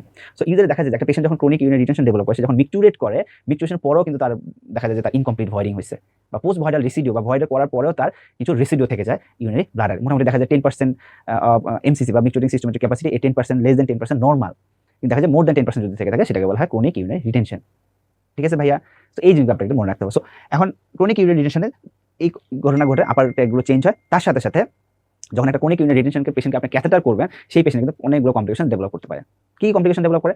যেমন এই অবস্ট্রাকশনের জন্য তার রিটেনশন ডেভেলপ করছে, আপনি যখন এই পেশেন্টটাকে একটা ক্যাথেটার ইনসার্ট করবেন তো দেখেন একটা ফ্রি একটা ফ্লো হচ্ছে, ফ্লোর জন্য দেখেন আস্তে আস্তে এখান থেকে ইউরিনগুলো সব বের হওয়া শুরু হবে, উপরে যে ইউরিনগুলো জমা হয়েছে তারা বের হবে এবং আলটিমেটলি এখানে যে ইউরিনটা জমা হয়েছে সব বের হবে। এবং দেখেন ক্যাথেটার ইনসার্ট করার পর একটা গাছ অফ ইউরিন, অনেক ইউরিন একসাথে বের হয়ে গেছে, পেশেন্টটা পোলে ইউরিয়া ডেভেলপ করছে। এই যে এখানে যে নেফ্রনগুলো আছে সেই নেফ্রনগুলো ঠিকমতো কাজ করতে পারে না, একজন অনেক কিন্তু কাজ করে নাই, রিটেনশন হয়ে আসছে ঠিকমতো, কারণ এতে ইনভলভ হয়েছে, হাইড্রোনেফ্রোসিস হয়ে গেছে। তো যখনই গ্লোমেরুলার ফিল্ট্রেশন হবে তারা কিন্তু ওই যে কনসেন্ট্রেশন হওয়া বা ডাইলিউট হওয়া নেফ্রনের যে টিউবুলগুলো ফাংশনগুলো ঠিকমতো করে এখনো সে ইমিডিয়েটলি তো সে রিকভার করতে পারে না। দ্যাটস পেশেন্টের ফিল্ট্রেশন যত বেশি হবে তার ইউরিনটা তত বেশি ফর্ম হবে। তার মানে অনেক ইউরিন রিটেনশন ক্যাথেটারাইজেশন একটা ইফেক্ট হলো পলিইউরিয়া ডেভেলপ করে। আর যখন পলিইউরিয়া ডেভেলপ করে তখন কি হয়, সেই পেশেন্টের ইলেকট্রোলাইট ইমব্যালেন্স হয়। এন্ড দেখেন আপনি হঠাৎ করে একটা রেজিস্ট্যান্স আপনি অফ করে দিলেন, একটা দরজার ওই পাশে যদি আপনি থাকেন আর এই পাশে যদি আমি থাকি, আপনি যদি আমার দিকে ধাক্কা দেন আর আমি যদি আপনার দিকে ধাক্কা দিই, লাইক আমরা দুজন দিচ্ছি, আপনি আমাদের দিচ্ছেন আমি আপনাদের দিচ্ছি, হঠাৎ করে আমি সরে গেলাম, আপনি কি করবেন? দরজা নিয়ে এভাবে উল্টা পড়বেন না? ব্যাপারটা এরকম।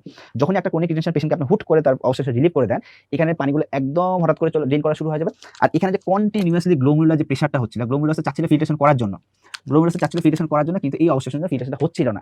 তার মানে দেখেন হঠাৎ করে আপনি এখানে প্রেশারটা রিলিভ করে দিলেন, এখানে গ্লোমেরুলাস চাচ্ছে ফিল্ট্রেশন করার জন্য কিন্তু এতক্ষণ ধরে হচ্ছিল না। সো যখনই আপনি হঠাৎ করে প্রেশারটা রিলিভ করে দিলেন তারা কি হলো, একটা লো প্রেশার এগেনস্টে একটা বিশাল প্রেশার কাজ করা শুরু হবে, তখন এখানে যে গ্লোমেরুলাসগুলো আছে সেই গ্লোমেরুলাসগুলো সব ফেটে যায়। তো আপনাদের বইয়ের নাই, তারপর পরীক্ষা আসছে তো প্রিভিয়াসলি, দ্যাটস আমি একটু বলার চেষ্টা করছি। গ্লোমেরুলাসগুলো ফেটে যায়, আর গ্লোমেরুলাসগুলো ফেটে গেলে পেশেন্টে প্রচুর ব্লিডিং ডেভেলপ হয়। তার মানে ক্রনিক ইউরিনারি রিটেনশন রিলিভের ক্ষেত্রে বা ক্যাথেটারাইজেশনের জন্য কিছু কমপ্লিকেশনস হয়। ফার্স্ট আমরা যেটা বলছি সেটা হলো আমাদের পলিইউরিয়া ডেভেলপ করে। কি ডেভেলপ করে ভাইয়া? পলিইউরিয়া ডেভেলপ করে। সে পলিইউরিয়াটা আমরা কখন বলবো? মোর দেন 200 ml যদি ইউরিন পার আওয়ারে হয় ফর 3 আওয়ার্স, যদি পরপর 3 ঘন্টার জন্য যদি প্রতি ঘন্টায় 200 ml এর বেশি ইউরিন প্রডিউস হয়, তাকে আমরা বলবো পলিইউরিয়া ডেভেলপ করছে অথবা পোস্ট অবস্ট্রাটিক ডাইউরেসিস ডেভেলপ করছে। সেকেন্ডলি আমরা বলছি তার ইলেকট্রোলাইট ইমব্যালেন্স হবে, আর লাস্টলি আমরা বলছি সেই পেশেন্টের হেমাচুরিয়া ডেভেলপ করে, রাইট? সো আমরা একটু চলে আসি ইউরিনারি রিটেনশন। এই জায়গাটা একটু পড়বেন, রিটেনশন এই জায়গাটা পড়বেন।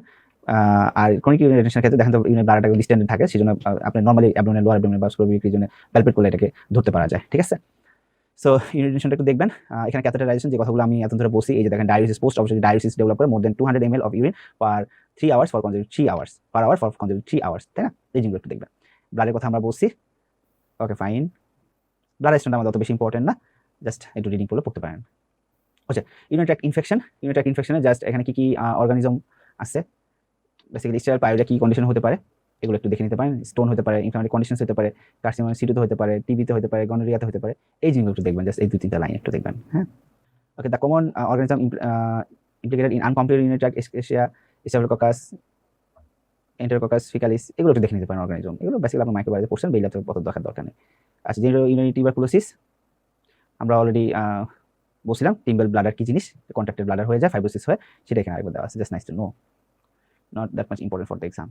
হেমাচুরিয়া, হেমাচুরিয়াটাকে আমরা কিভাবে ভাগ করছিলাম মনে আছে? সেটা ভিজিবল, নন ভিজিবল হেমাচুরিয়া, সেটা আবার এখানে কেউ চলে আসছে, একটু দেখে নিতে পারেন। এবার আছে ব্লাডার ক্যান্সার। ওকে, ব্লাডার ক্যান্সারের ক্ষেত্রে ফার্স্টে আমরা যেটা বলছি, ব্লাডার ক্যান্সারের ক্ষেত্রে সবচেয়ে কমন যে ব্লাডার ক্যান্সারটা থাকবে সেটা হলো ট্রানজিশনাল সেল কার্সিনোমা। কোন কার্সিনোমা? Transitional cell carcinoma. এছাড়া ইউরিনারি ব্লাডারে স্কোয়ামাস সেল কার্সিনোমা হতে পারে। আর আমরা বলছি একটা বলছি মনে আছে, স্কোয়ামাস সেল কার্সিনোমা ইউজুয়ালি কি কারণে হয়? যে কোনো ক্রনিক ইরিটেশনের জন্য হয়। কি জন্য হয়? ক্রনিক ইরিটেশনের জন্য। যদি কারো ইন্ডোলি ক্যাথেটার থাকে, স্টোন থাকে, অথবা সিস্টোসোমা হেমাটোবিয়াম থাকে, এই জিনিসগুলো আমরা বলছি, তাদের কিন্তু আমাদের স্কোয়ামাস সেল কার্সিনোমা হয়। এখন ইউরিনারি ব্লাডারে কখন আমাদের অ্যাডিনোকার্সিনোমা হতে পারে? ইউরিনারি ব্লাডারে আমাদের যদি একটা ইউরিনারি ব্লাডারে মাসেল ইনভেসিভ ব্লাডার ক্যান্সার থাকে, আপনি যদি রেডিকাল সিস্টেক্টমি করে দেন বা ইউরিনারি ব্লাডারটা যদি আপনি অপারেশন করে রিমুভ করে দেন, করে সেখানে যদি একটা গাটের একটা পোর্শন নিয়ে আসেন, দেখেন গাটের লাইনিং কি? Columnar epithelium. তখন কি আবার সেখান থেকে যদি আমাদের কোনো ম্যালিগনেন্সি ডেভেলপ করে, সেই ম্যালিগনেন্সি কিন্তু অ্যাডিনোকার্সিনোমা হয়। সো এই জিনিসটা দেখে নিতে পারেন। The commonest type of bladder cancer transitional cell carcinoma, infinity star চিহ্ন। Squamous cell carcinoma occurs secondary to chronic inflammation, indwelling catheter stone and cystosoma. Very important. Primary adenocarcinoma usually originates in the urachus, dome of the bladder, or in those bowel in the urinary tract, augmentation, enterocystoplasty, bladder, ectopic repair. ঠিক আছে, এই জিনিসটা একটু মনে রাখতে পারেন। কোন carcinoma কত পার্সেন্ট হয় সেটা আপনার এখান থেকে একটু দেখে নিতে হবে, কত পার্সেন্ট। সবচেয়ে বেশি যেটা সেটা হলো transitional cell carcinoma, squamous cell carcinoma কজগুলো আমরা বলছি, আর বাকিটা একটু দেখবেন। শেষ। সো আমরা একটু চলে আসি এই জায়গাটায়। সিটি ইউগামটা gold standard evaluation of the urinary tract disease, cystoureteroscopy. আর আমরা বলছিলাম যে একটা পেশেন্ট যদি হেমাচুরিয়া হয়, হেমাচুরিয়ার ক্ষেত্রে যদি আপনার কোনো কজ খুঁজে না পান, তাহলে আমাদের কিন্তু সিস্টোস্কোপ করতে হবে।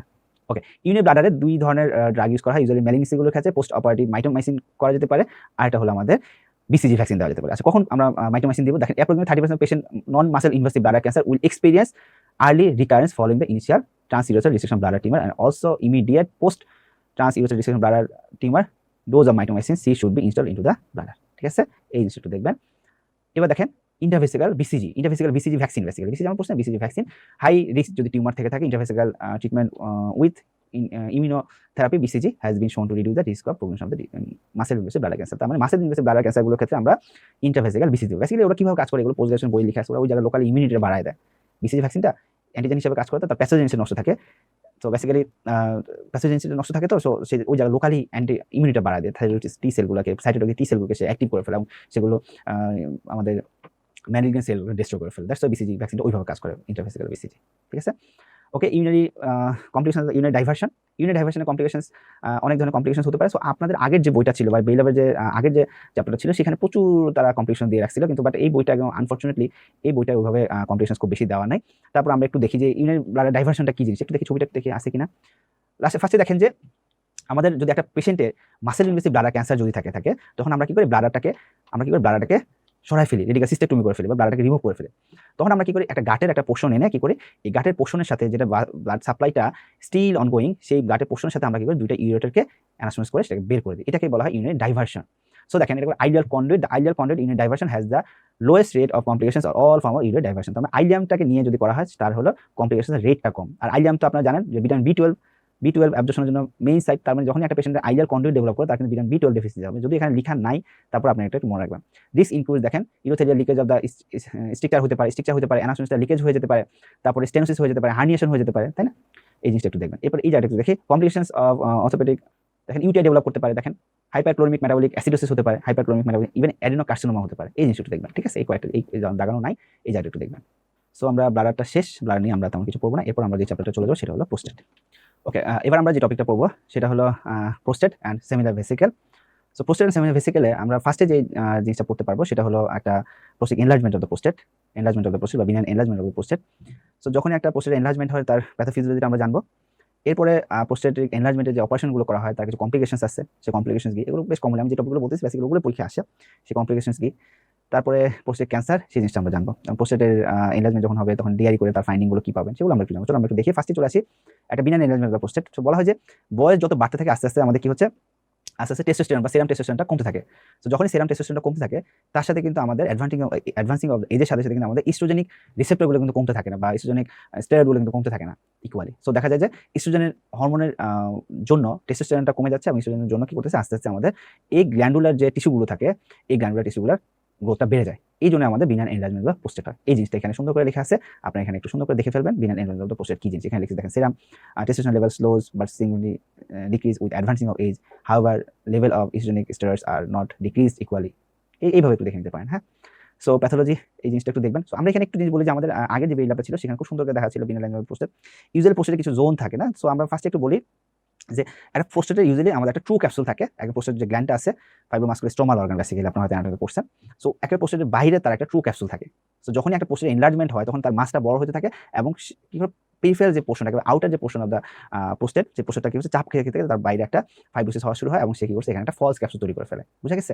এবং দেখা যায় যে একটা প্রোস্টেটে অনেকগুলো জোন থাকে, তার মধ্যে যে পেরি ইউরেথ্রাল যে ট্রানজিশনাল জোনটা থাকে এই জোনটা থেকে আমাদের বিনাইন এনলার্জমেন্ট অফ প্রোস্টেট হয়। কোন জোনটা থেকে ভাইয়া? Peri urethra. আপনারা চাইলে লিখে রাখতে পারেন, এখানে লিখা নাই, peri urethral transitional zone, first thing. Second thing হলো যে পেরিফেরাল যে জোনটা থাকে সেই পেরিফেরাল জোন থেকে আমাদের কি হচ্ছে প্রোস্টেট ক্যান্সারগুলো ডেভেলপ করে। তার মানে আমরা আবার বললাম যে benign enlargement of prostate peri urethral transitional zone থেকে হবে, এবং প্রোস্টেটের পেরিফেরাল জোন থেকে আপনি অ্যানাটমিতে পড়ছেন ভালো করে, আমি সেজন্য বলছি যে পেরিফেরাল জোন থেকে আসবে আমাদের প্রোস্টেট ক্যান্সার। সো যখনই একটা পেশেন্টের বিনাইন এনলার্জমেন্ট অফ প্রোস্টেট বা মিডিয়ান লোবে রিসেট করা হয় বিপিএইচ এর জন্য, তখন দেখা যায় যে পেরিফেরাল জোনটা কিন্তু কাটা হয় না। দ্যাটস ওয়াই একটা পেশেন্ট যখন বিপিএইচ এর জন্য অপারেশন করা হয় তার কিন্তু ম্যালিগন্যান্ট টিউমারের জন্য কিন্তু কোনো ইফেক্ট পড়ছে না, বা তার ট্রিটমেন্টটা কিন্তু হয় না, সেজন্য আলাদা ট্রিটমেন্ট করতে হবে। সো দেখেন প্যাথোলজিটা একটু দেখবেন, এই জায়গাটা কি কি লেখা আছে, আমি যে কথাগুলো বলছি এটা একটু দেখবেন। ওকে, এগুলো দেখার দরকার নেই। এইদিকে জন্য লোয়ার ইউনিট সিমটমস প্রোস্টেটের জন্য হবে, এলইউটিএস কি হতে পারে, ভয়েডিং সিমটমস কি হতে পারে, এখানে লেখা আছে ভয়েডিং সিমটমস, স্টোরেজ সিমটমস, খুব ভালো করে এখানে ভালো করে আলাদা করে দেওয়া আছে, সুন্দর করে মুখস্থ করে পড়বেন। আমরা একটা কি বলছিলাম, একটা নিউমোনিক্স বলছিলাম না, ফান বলছিলাম স্টোরের জন্য, ফ্রিকোয়েন্সি, আর্জেন্সি, আর্জিন কন্টেন্টস, নকটুরাল ইনকন্টেন্স, দেখেন ফান, আর হলো আইপিএস, ঠিক আছে, এগুলো দেখবেন। রেসিডুয়াল ভলিউম যদি 250 ml এর বেশি হয় তখন আমরা কি বলি যে একটা ইউনিট ব্লাডারটা অনেক বড় হয়, এবং তার কি হয় যে আমরা আগে বলছি যে তার কোনিক ইউনিট রিটেনশন হয় বেসিক্যালি। হ্যাঁ, দেখা দরকার নেই ওই জায়গাটা। অ্যাবডোমিনাল এক্সামিনেশন, আর অ্যাবডোমিনাল এক্সামিনেশন করে ক্রনিক ইউরিনারি রিটেনশনের ক্ষেত্রে ইউজুয়ালি আমরা কি বলি অ্যাবডোমিনাল এক্সামিনেশনটা পালপেবল মাস পাওয়া যাবে সবসময়, একটা পালপেবল মাস পাওয়া যাবে। হ্যাঁ, এই জায়গাটা দেখে নিতে পারেন পালপেবল মাস। আচ্ছা, রেক্টাল এক্সামিনেশন, এটা বেশি ইম্পর্টেন্ট। ফার্স্টে দেখেন benign enlargement prostate, the prostate surface of the prostate smooth, convex and typically elastic, but the fibrous element may give the prostate to firm consistency. The rectal mucosa can be made to move over the prostate, তার মানে free থাকে, rectal mucosa free থাকে। এই জিনিসগুলো দেখবেন। It is not always possible to examine the cranial extreme of the very large prostate per rectum, তার মানে আপার and always আপনি ফিক্স আপার অলওয়েজ রিচ করতে পারবেন না। যদি ভলিউমটা মোটামুটি 50 নিচে থাকে সেক্ষেত্রে আপনি শুধু রিচ করতে পারবেন, যদি রিচ করতে না পারেন তাহলে বুঝবেন যে তার ভলিউমটা 50 ml এরও বেশি। It is not always possible to examine the cranial extreme of the very large prostate per rectum, and individual to get the prostate base implies a volume of at least 50 ml, ঠিক আছে। পিএসএ আবার এখান থেকে একটু দেখবেন কিভাবে correct করা হয়, পিএসএ নিয়ে আমরা পড়াশোনা করে ফেলছি। ওকে, এবার ক্লাসে পোস্টেটের যে অপারেশন করা হয় সেই পোস্টের অপারেশনে কি কি কমপ্লিকেশনস আছে। হ্যাঁ, পোস্টের অপারেশনে কিছু কমপ্লিকেশনস আছে, লাইক এটা যদি একটা ইউনিট ব্লাডার হয়, এটা ইউরেথ্রা, এটা হলো প্রোস্টেট। সো এটা হলো ইন্টারনাল স্ফিংটার, এটা হলো ইজাকুলেটরি ডাক্ট। সো যখনই একটা পেশেন্টের প্রোস্টেটেক্টমি করে দেওয়া হয়, তো প্রোস্টেটেক্টমি এখানে মিডিয়াম লোবটা সরানোর সাথে সাথে বা ভেরিমেট্রাম এই জায়গাগুলো কাটার সাথে সাথে তাকে এই ইন্টারনাল স্ফিংটারি ফাংশনগুলো আর আগের মতো থাকে না। তো যখনই থাকে না, তো সেই পেশেন্টের যখন ইরেকশন হয় বা ইজাকুলেশন যখন হবে, তখন দেখেন ইজাকুলেশন একটা সিম্প্যাথেটিক, আপনারা জানেন ইজাকুলেশন সিম্প্যাথেটিক, এই ইন্টারনাল স্ফিংটারগুলো ক্লোজ হয়ে যায় এবং ইজাকুলেট ডাক দিয়ে স্পার্মগুলো সামনের দিকে চলে আসে। তো যখনই এই পেশেন্টের প্রোস্টেটেক্টমি করে দেওয়া হয় তখন দেখেন এই স্ফিংটারিক ফাংশনটা আগের মতো থাকবে না। সো যখন স্পার্মগুলো বের হবে আর স্ফিংটারিক ফাংশনগুলো যেহেতু আগের মতো থাকে না, দ্যাটস ওয়াই আমাদের স্পার্মগুলো সব ইউনিট ব্লাডারে যায় সাঁতার কাটতে থাকে। তাহলে কি হবে, সেই পেশেন্টগুলো আমাদের রেট্রোগেজ ইজাকুলেশন বলা হয়। এটা কি বলা হয়? রেট্রোগেট ইজাকুলেশন, এবং সেই পেশেন্টগুলোকে অ্যানুরিয়া ডেভেলপ করে। সো আরেকটা কমপ্লিকেশন হতে পারে অ্যান ইজাকুলেশন, মানে হলো যে আপনি ইজাকুলেট ডাকগুলো সব নষ্ট করে দিলেন, এখানে রিসেট করে ফেলেন, ঠিকমতো স্পার্ম এখানে আসলো না, অ্যান ইজাকুলেশন। তো রেট্রোগেট ইজাকুলেশন হতে পারে, তার একটা কমপ্লিকেশন। ইরেক্টাল ডিসফাংশন হতে পারে, আর এগুলো একটু দেখার দরকার নেই, আচ্ছা মেথডস অফ পারফর্মিং প্রোস্টেক্টমি মেথডগুলো আপনি দেখে নিতে পারেন, না দেখে কোনো সমস্যা নেই। আচ্ছা যেটা আমরা কমনলি ইউজ করা হয় প্রোস্টেট অপারেশনের জন্য, মোস্ট কমন যেটা ইউজ করা হয় সেটা হলো transurethral resection of prostate. So most common perform procedure for the surgical correction the bladder outlet obstruction. Okay, এই প্রোস্টেক্টমির কমপ্লিকেশনস বা টার্পের কমপ্লিকেশনস আছে। একটা কমন কমপ্লিকেশনস হলো হেমোরেজ ডেভেলপ করে, তাই না? তার হলো হেমোরেজ ডেভেলপ করে, রিঅ্যাকশনারি হেমোরেজ গুলো হয় ইউজুয়ালি, আপনারা জানেন প্রোস্টেক্টমিতে রিঅ্যাকশন হেমোরেজ হয়। ওকে, এখানে ভলিউম 4 দরকার নেই। আর ইনকন্টিনেন্স ডেভেলপ করে ভাই আমি অলরেডি বলে ফেলেছি, এখানে স্ট্রেস ইনকন্টিনেন্স এখানে লেখা আছে, আমরা আগে দেখে আসছি। একটা বিনা নির্জনের প্রোস্টেটের ক্ষেত্রে অপারেশনের পরে যে পেশেন্টের ইনকন্টিনেন্স ডেভেলপ করে সেটাগুলো স্ট্রেস ইউরিনারি ইনকন্টিনেন্স। আচ্ছা রেট্রোগ্রেড ইজাকুলেশন আমরা অলরেডি দেখে ফেলেছি, রেট্রোগ্রেড ইজাকুলেশন কি জিনিস দেখে ফেলেছি। এবার হলো ওয়াটার ইনটক্সিকেশন। ওয়াটার ইনটক্সিকেশন মানে হলো একটা পেশেন্টের যখন প্রোস্টেক্টমি করা হয় তখন আপনার সেই ভিজুয়াল ফিলটা ভালো করে দেখার জন্য বা কন্টিনিউয়াস ড্রেনেজের জন্য আপনি সেই পেশেন্টকে গ্লাইসিন দিচ্ছেন, তাই না? গ্লাইসিন দিচ্ছেন, তো ওখানে যে প্রোস্টেট ভেইনসগুলো ওপেন হয়, এই ভেইন দিয়ে কি করে আমাদের ব্লাডগুলো সব গ্লাইসিন বা যে ওয়াটার বা যে সাবস্টেন্স আপনি ইউজ করছেন সেটা অ্যাবজর্ব হয়ে যায়। তো সেটা একেবারে ক্লিন হাইপোটোনিক একটা ফ্লুইড। সো যখন অ্যাবজর্ব হয়ে যায় আমাদের ভলিউমটা সে বাড়ায় দিচ্ছে, প্রেশারটা বাড়ায় দিচ্ছে, কন্ডিশন হার্ট ফেলিয়ার করতেছে, হাইপোনাট্রিমিয়া করতেছে, হেমোলাইসিস করে ফেলতেছে। সো এটাকে বলা হয় ওয়াটার ইনটক্সিকেশন।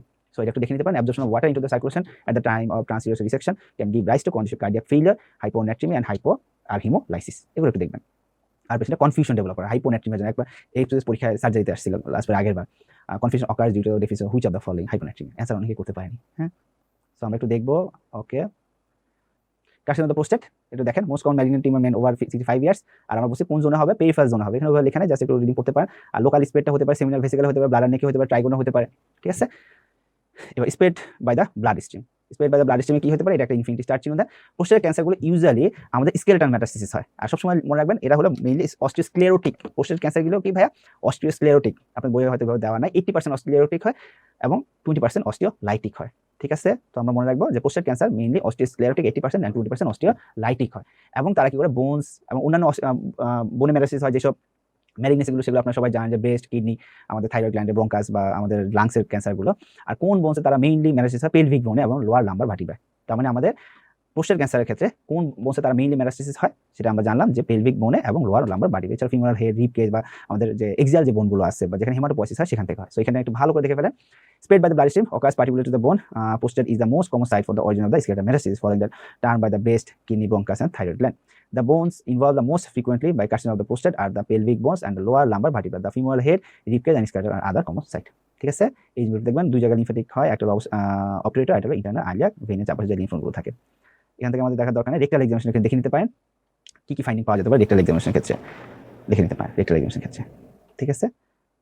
ওকে, আরেকটা হলো যে প্রোস্টেট ক্যান্সারগুলোর ক্ষেত্রে আমাদের কিছু গ্রেডিং স্কেল আছে, হিস্টোলজিক্যাল অ্যাপিয়ারেন্স দেখে গ্রেড করতে হয়। শুধু আপনার নামটা মনে রাখেন, সেটা হলো Gleeson scoring system, just histopathological দেখে তাদেরকে গ্রেড করা হয়। জাস্ট নামটা নাইস টু নো, আর কিছু না। প্রোস্টেট স্পেসিফিক অ্যান্টিজেন আবার দেওয়া আছে, আমরা এটা পড়ে ফেলছি। বোন স্ক্যান কেন করা হবে সেটা আমরা দেখে ফেলছি। অ্যালকালাইন ফসফেটেজ বা লিভার মেটস হলে অ্যালকালাইন ফসফেটেজ করতে হবে, বা বোনসে মেটাস্টেসিস হলে অ্যালকালাইন ফসফেটেজটা বেশি আসবে, সেটা আমরা আগে দেখে ফেলছি। সো আমরা এখান থেকে তেমন কিছু দেখবো না। এবার একটু দেখি যে ক্রনিক প্রোস্টাটাইটিস হলে একটা পেশেন্টের যে ইনফেকশনটা হবে সেটা হলো ক্ল্যামাইডিয়া স্পেসিস থাকে। হ্যাঁ, প্রোস্টাটাইটিসে ক্ল্যামাইডিয়া ইনফেকশন দেওয়া হয়। ওকে, এবার যে চ্যাপ্টারটা পড়বো সেটা হলো ইউরেথ্রা অ্যান্ড পেনিস। এগুলো থেকে খুব বেশি কিছু তেমন পড়ার নাই। ইউজুয়ালি যদি আমাদের যদি ফার্স্টে চলে আসেন মেল ইউরেথ্রা, আপনারা জানেন যে ইউরেথ্রার অ্যানাটমি জানেন, তার লেন্থ জানেন, এগুলো আপনি একটু জানবেন। সো ইউজুয়ালি ইউরেথ্রার মধ্যে একটা কমন বা বাচ্চাদের একটা খুব প্রবলেম পাওয়া যায় বা প্যাথোলজি, সেটা হলো পোস্টেরিয়র ইউরেথ্রাল ভালভ, আপনারা জানেন, এবং সেটা অ্যান্টিনাটাল ডায়াগনোসিস করা হয় এবং সেই ক্ষেত্রে দেখা যায় যে বাইল্যাটারাল হাইড্রোনেফ্রোসিস হয়। এবং আমাদের ইনভেস্টিগেশন চয়েস হলো বা কোন টেস্টের মাধ্যমে করা হয় সেটা হলো আমাদের আল্ট্রাসোনোগ্রাম। জাস্ট এতটুকু আপনি একটু জানবেন। সো পোস্টেরিয়র ইউরেথ্রাল ভালভ এখানে দেখেন লেখা আছে কোন ক্ষেত্রে একটা মেমব্রেনাস দিয়ে আমাদের ইউরেথ্রাটা অবস্ট্রাক্টেড থাকে, এগুলো একটা লেখা আছে, ফাংশন ফ্ল্যাপ ভালভ হিসেবে কাজ করতেছে। জাস্ট এটা একটু দেখবেন। এখানে চলে আসেন দ্য অ্যান্টিনাটাল, এটা ইম্পর্টেন্ট, এখানে স্টার চিহ্ন দেয়। Antenatal ultrasonogram shows the distant bladder bilateral posterior urethra and hydroureteronephrosis. তার মানে বাইল্যাটারাল হাইড্রোইউটেরাল নেফ্রোসিস পাওয়া যাবে, ঠিক আছে? Okay, fine. এরপর আমরা একটু চলে আসি এই জায়গাটা, হাইপোস্পেডিয়াসে বেসিক্যালি যখন একটা পেশেন্ট হাইপোস্পেডিয়া, আপনারা জানেন যে আন্ডার সারফেস অফ দ্য পেনিসে যদি আমাদের এক্সচেঞ্জ হচ্ছে অরিফিসটা হয়। সো হাইপোস্পেডিয়াসের অনেকগুলো টাইপ আছে। গ্র্যানুলার টাইপ, এটা গ্র্যানুলার টাইপ গ্র্যান্স অফ দ্য পেনিসে যদি হয়, কর্নাল টাইপ জাংশন এই জায়গাটা যদি হয়, আর এখানে একটা দাগ দিয়ে আপনার বই লিখে রাখতে পারেন, পেনাইল ভেরিয়েশন না, পেনাইল হাইপোস্পেডিয়াস, পেনাইল শিফটে হবে। আর এটা পেনোস্ক্রোটাল জাংশনে যদি একটা হয় সেটা হলো পেনোস্ক্রোটাল হাইপোস্পেডিয়াস, আর এটা হলো পেনিয়াল হাইপোস্পেডিয়াস। মোটামুটি কয়টা আমরা দেখলাম? 5টা। এখানে 3টা দেওয়া আছে, সেটা আপনি একটা একে বসায় দেন, এটা হলো পেনাইল এবং এই জায়গায় আমাদের পেনিয়াল হাইপোস্পেডিয়াস, ঠিক আছে? সো এটা একটু দেখবেন। হাইপোস্পেডিয়াস যখন হবে তো এটা কিন্তু মনে রাখতে হবে যে most common congenital anomaly of the urethra. তার মানে urethra most common congenital anomaly হলো হাইপোস্পেডিয়াস। আর হাইপোস্পেডিয়াসে আরো কয়েকটা জিনিস থাকে, যেমন কর্ডি থাকে, মানে বাঁকা থাকে, পেনিসের শেপটা বাঁকা থাকে, ডর্সাল হুডিং থাকে, এক্সেস স্কিন ডর্সালি থেকে যায়, এগুলো এই দেখেন কর্ডি থাকছে আর হলো ডর্সাল হুডিং থাকছে। এগুলো পরীক্ষার জন্য আপনার অতটা বেশি ইম্পর্টেন্ট না, বাট তারপরেও একেবারে না দেখলে না, খুব কমন ডিজিজ, ইম্পর্টেন্ট। আর এই ক্ষেত্রে আমাদের সার্কামসিশনটা কন্ট্রাইন্ডিকেটেড, কারণ আমরা পরবর্তী যখন কারেক্ট করবো সেক্ষেত্রে আমাদের স্কিনগুলো দরকার হতে পারে। That's why. Okay, injury to the male urethra. আচ্ছা, injury to the male urethra যখন ইউরেথার রাপচার হয় তখন কিভাবে হতে পারে? ফার্স্ট থিং হলো যে ইউরেথার রাপচার ক্ষেত্রে আমাদের দুই ধরনের ইউরেথার রাপচার হতে পারে। ফার্স্টে হলো বালবার ইউরেথার রাপচার, আর একটা হলো মেমব্রেনাস ইউরেথার রাপচার। আই হোপ আপনি অ্যানাটমি পড়ে জানেন কোনটা বালবার কোনটা মেমব্রেনাস। এখন দেখেন, যখনই একটা পেশেন্টের মোড অফ ইনজুরিটা আপনাকে জানতে হবে। লাইক একটা পেশেন্ট যখন একটা রোড ট্রাফিক অ্যাক্সিডেন্ট করে বলে যে আমাদের পেলভিক বোন ফ্র্যাকচার হয়েছে। সো যখন পেলভিক বোন ফ্র্যাকচার হয় তখন যেই ইউরেথার ইনজুরিটা হয় সেটা হলো মেমব্রেনাস ইউরেথার, বালবো মেমব্রেনাস ইউরেথার রাপচার হয়। অথবা একটা পেশেন্ট সাইকেল চালাচ্ছে, তার প্যাডেল থেকে একটা পা ছুটে চলে গেছে, একদম পেইন হয়েছে, সরাসরি আঘাত করছে। অথবা সে রাস্তা দিয়ে হাঁটতেছিল, হাঁটার সময় তার একটা ম্যানহোল অ্যাস্ট্রাইড মানে ইনজুরি বলা হয়, তাই না? ফলিং অ্যাস্ট্রাইড বলা হয়। সো ম্যানহোলের মুখ সরানো আছে, সে পা দিতে ঢুকে গেছে, একদম পেইন হয়ে যায়, সে আঘাতটা পাইল। সো যখনই এরকম একটা ট্রমা হবে সেই ক্ষেত্রে তার কিছু ট্রায়াড পাওয়া যায় না, তার তিনটা জিনিস একসাথে পাওয়া যাবে। একটা হলো তার এক্সটার্নাল ইউরেথার মিট আছে, সে ব্লাড পাবে। সেকেন্ড হলো পেইনে যেখানে ইনজুরিটা হয়েছে সেই পেইনে কি হবে, হেমাটোমা ডেভেলপ করবে। আর এই যে ইউরেথার যে কন্টিনিউশনটা নষ্ট হয়ে গেছে সেই পেশেন্ট ঠিকমতো নিউট্রিট করতে পারবে না, পেশেন্ট ডেভেলপ করবে রিটেনশন। সো যখন এই তিনটা আপনি একসাথে পাবেন তখন আপনার ডায়াগনোসিস হবে patient developed bulbar urethral trauma বা urethral rupture. So injuries to the male urethral দেখতে পারেন, বালবো ইউরেথার ট্রমা। হিস্ট্রিটা দেখেন, falling astride injury leading to the blunt trauma of the perineum. Common other কি ভাবে হতে পারে, এগুলো বেশ ইম্পর্টেন্ট, এটা একটু দেখবেন। তারপর ক্লিনিক্যাল ফিচার আমি যেটা বলছি, ব্রুজিং থাকবে, হেমাটোমা থাকে, তাই না? বারবার ডিস্টেনশন দ্বারা ইউজুয়ালি ব্লিডিং ইউরেথার মিটাস থাকতে পারে, রিটেনশন থাকে, এগুলো আমরা বলে ফেলছি। আচ্ছা, আর ডিলেড, আর এই ক্ষেত্রে ইউজুয়ালি আমাদের এসপিসি করতে হয়। আর এরপর আলটিমেটলি এগুলো ফাইব্রোসিস হয়ে স্ট্রাকচার ডেভেলপ করবে, আর স্ট্রাকচার ডেভেলপ করলে আমরা আরজিও করবো, এমসিও করবো, এগুলো নিয়ে আমরা আলোচনা করে ফেলছি। আর ইউজুয়ালি 3 মাস পরে আমাদের এই অপারেশনগুলো করতে হয়, ঠিক আছে? ইউরোপ্লাস্টি অপারেশনগুলো করতে হয়। আর পেলভিক ফ্র্যাকচারের ক্ষেত্রে আমরা কোন ইউরোসাইড ইনজুরি বলছি, বালবো মেমব্রেনাস জাংশন। আর এই ক্ষেত্রে আপনি একটু লিখে রাখতে পারেন, এই ক্ষেত্রে আপনারা একটু লিখে রাখতে পারেন হাই আপ দ্য প্রোস্টেট। বলা হয়েছে যে একটা পেশেন্ট রোড ট্রাফিক অ্যাক্সিডেন্ট করলো, তার কি হলো, পেলভিক বোন ফ্র্যাকচার হলো, তার ইউরিনারি রিটেনশন হলো, অথবা আপনি ডিআরই করলে দেখলেন তার প্রোস্টেট হাই আপ হয়ে গেছে। সো আপনার পসিবল ইউরেথার কোন portion of the urethral rupture হয়েছে আপনার ধারণা, সেটা হলো আমাদের মেমব্রেনাস ইউরেথার বা bulbomembranous urethra. So the indication of the incidence of the posterior urethral injury the pelvic fracture is approximately 10%. So the site of the injury is usually bulbar membranous junction. Very important, infinity bladder with the posterior and membranous urethra reserved from the bulbar urethra. So কি test করতে হবে to confirm the diagnosis আরজিএস প্রিফারেন্ট, ঠিক আছে? এই জিনিসগুলো একটু দেখবেন যে কোন কোন টেস্ট করতে হবে, এগুলো এই কয়েকটা পয়েন্ট আছে, এগুলো একটু দেখবেন, দরকার নাই। আমরা এবার নিচের দিকে যাই। এবার হলো female urethra. Female urethra already বলছে 4 centimetre extending from the bladder neck to the meatus. The entire length of the female urethra is sphincteric activity. Extra support from the surrounding pelvic floor musculature থেকে সে extra সাপোর্টটা পাচ্ছে। Just nice to know. এর বাইরে আমাদের তেমন কিছু লাগবে না। আমরা এবার চলে আসি একটা ডিসফাংশন। এটা ডিসফাংশন কোন কোন ডিজিজের সাথে ইউজুয়ালি, এগুলো আপনারা সবাই জানেন যে অধিকাংশ সাইকোলজিক্যাল ইস্যুতে মোটামুটি 85% ক্ষেত্রে হয়ে যায়। এছাড়াও তার কিছু ডিজিজ থাকতে পারে, diabetes mellitus, hypertension, hyperlipidaemia, smoking, এগুলো ইরেকটাইল ডিসফাংশন করে। আর erectile dysfunction may be a marker of cardiovascular disease. So erectile dysfunction যদি আপনি পান ক্রনিক্যালি, তো আপনার মনে রাখতে হবে তার নিশ্চয়ই কোনো কার্ডিওভাস্কুলার ডিজিজ ডেভেলপ করছে। Just nice to know, not for the exam. Carcinoma of the penis, carcinoma of পেনিসে দেখেন হিউম্যান প্যাপিলোমা ভাইরাস 16 আর 18 রিস্ক ফ্যাক্টর। আর দেখেন লিউকোপ্লাকি অফ দ্য পেনিস থাকতে পারে, pre cancer state leukoplakia of the penis. এগুলো আমাদের দরকার নেই, কুইলাটা এগুলো প্যাথোলজি আপনারা পড়লে হয়তো পড়বেন, কোনো দরকার নেই। Okay, Fournier's gangrene usually cause by the mixed bacterial flora. কোন কোন অর্গানিজম, এগুলো বেশ ইম্পর্টেন্ট। কোন কোন অর্গানিজম দেখেন ব্যাকটেরিয়া, স্ক্রেশিয়া কোলা, ব্যাকটেরিয়া স্টাফিলোকোকাস, স্টেপ্টোকোকাস পাওয়া যান, স্টেপ্টোকোকাস অরিয়াস, এগুলো দিয়ে হয়ে থাকে। এবং এগুলো ইউজুয়ালি যে ইমিউনো কম্প্রোমাইজ যে পেশেন্টগুলো থাকে, হ্যাঁ, immuno compromise patient. Are the hallmark is rapid progression from the symptoms and signs of cellulitis. এগুলো একটু দেখে নিতে পারেন। জাস্ট আপনার মনে রাখতে হবে একটা পলিমাইক্রোবিয়াল অর্গানিজম দিয়ে হয়। কোন কোন মাইক্রোবিয়াল ভেরি ইম্পর্টেন্ট। আর কাদের কাদের হয়, সবার হয় না, হ্যাঁ, যারা ইমিউনো কম্প্রোমাইজ থাকে এবং এগুলো কিন্তু সেপ্টিক শক ডেভেলপ করে। দ্যাটস এই পেশেন্টগুলো ট্রিটমেন্ট হিসেবে সবসময় কিন্তু ফ্লুইড দিতে হবে আর অ্যান্টিবায়োটিক স্টার্ট করে দিতে হবে ইমিডিয়েটলি। ইউরেথ্রাল ডিসচার্জ কি কারণ হতে পারে, গনোরিয়ার জন্য হতে পারে, নন স্পেসিফিক ইউরেথ্রাইটিস গনোরিয়ার জন্য হতে পারে, ঠিক আছে? এটা একটু মনে রাখতে পারেন। আর নন স্পেসিফিক ইউরেথ্রাইটিসের যে অর্গানিজম দেখেন, এই অর্গানিজম নামগুলো আপনি একটু মনে রাখতে পারেন। ক্লামাইডিয়া ট্র্যাকোমাটিস, ইউরোপ্লাজমা, ইউরোলাইটিক, এগুলো বেশ ইম্পর্টেন্ট, পরীক্ষার জন্য অনেক আসে। মাইকোপ্লাজমা জেন্টালিয়াম, ট্র্যাকোমাস ভ্যাজাইনালিস, কিছু আসছে না, এগুলো সব একটু মনে রাখবেন। আর sexual transmitted disease trichomonas, chlamydia trachomatis, না chlamydia trachomatis cause by lymphogranuloma venereum. এটা আমাদের সঙ্গে এসবিএ পরীক্ষা আসছিল। লিম্ফোগ্রানুলার ভেনারিয়াম or STD is caused by which of the following? Chlamydia trachomatis, infinity star, ঠিক আছে? এবার আমাদের লাস্ট টপিক, সেটা হলো যে টেস্টিস অ্যান্ড স্ক্রোটাম। তো ফার্স্টে আসি যে incomplete descent of the testis. Incomplete descent of the testis যে কন্ডিশনটা বলা হয় তাকে বলা হয় কিপ্টোক্রিটিজম। ওকে, কিপ্টোক্রিটিজম এবং একটোপিক টেস্টিস বা আনডিসেন্ট টেস্টিস এবং একটোপিক টেস্টিসের মধ্যে ডিফারেন্স থাকে। এটা একটু দেখি যে ওভারঅল দেখেন, নর্মাল যদি টেস্টিস তার পোস্টেরিয়র অ্যাবডোমিনাল ওয়াল থেকে সে ডিসেন্ট করে রেট্রোপেরিনিয়াল স্পেস থেকে সে আস্তে আস্তে নেমে একদম স্ক্রোটাম বটমে চলে আসে। সো যদি সে এই রাস্তার কোনো জায়গায় আটকে যায় সেটা হলো আনডিসেন্ট টেস্টিস, বুঝা গেছে? কিন্তু যদি সে ঠিক মতো বলে জায়গা মতো না পৌঁছায় এবং অন্য কোথাও তার নর্মাল পাথওয়ে থেকে যদি অন্য কোথাও সে আটকে যায়, তখন এটাকে বলা হয় একটোপিক টেস্টিস। কি বলা হয় তখন? তাকে একটোপিক টেস্টিস। সো আমরা একটু আসি incomplete descent of the testis. দেখেন incomplete descent of the testis also known as cryptorchidism occurs when one or both testes are arrested in some point in the normal path of the scrotum, and ectopic testis is the testis that is abnormally placed outside the path. তার normal way থেকে যদি দূরে কোথাও সে থেকে যায় তখন তাকে বলা হয় ectopic testis। আচ্ছা, ইনসিডেন্সটা একটু দেখবেন, কত মাসে কতটুকু হয়, এটা বেশ ইম্পর্টেন্ট। ইনফিনিটি স্টার একটু দেখে ফেলেন। আর প্যাথোলজিটা একটু দেখে নিতে পারেন। প্যাথোলজিটা কী কী প্রবলেম হতে পারে, প্যাথোলজি কী কী, এগুলো একটু জাস্ট জানবেন। তবে এই ছবিটা আপনার জন্য বেশ ইম্পর্টেন্ট, হ্যাঁ? কোন কোন জায়গায় একটু টেস্টিস হতে পারে, আর নর্মালি কোন কোন জায়গায় আনডিসেন্ট টেস্টিস হয়, এগুলো একটু দেখবেন ভালো করে। ওকে, এবার হলো যে একটা পেশেন্টের যখন একটোপিক টেস্টিস ডেভেলপ করে, এটা একটা ইনফিনিটি স্টার চিহ্ন দেন, যে একটোপিক টেস্টিস যখন ডেভেলপ করে, the commoner site is the superficial inguinal pouch just inferior and medial to the superficial inguinal ring. তার মানে একটা পেশেন্ট যখন একটোপিক টেস্টিস ডেভেলপ করে, পরীক্ষা question what is the most common site for ectopic testis situation, হ্যাঁ? So এটা একটা infinity star চিহ্ন। কনসিকুয়েন্সটা একটু দেখবেন, ইনফার্টিলিটি ডেভেলপ করবে, ম্যালিগনেন্সি ডেভেলপ করবে, ইউজুয়ালি সেমিনোমা ডেভেলপ করে, হ্যাঁ? ম্যালিগনেন্সির মধ্যে usually seminoma, the most common type of testicular cancer in recent testis is seminoma. আর হার্নিয়েশন ডেভেলপ করতে পারে, ইউজুয়ালি এগুলো হলো ইনডিরেক্ট ইঙ্গুইনাল হার্নিয়া হয়, টেস্টিকুলার টর্শন হতে পারে, হ্যাঁ? আনডিসেন্ট টেস্টিং এখানে কিছু কথাবার্তা লেখা আছে, এগুলো একটু দেখবেন, কত ইয়ারে রিপেয়ার করতে হবে বা ইনসিডেন্টগুলো এখানে একটু সুন্দর করে লেখা আছে, জাস্ট একটু দেখবেন। এবার আমরা একটু দেখি, at the time there is no radiological test can be occlude 100% accuracy. Okay, fine.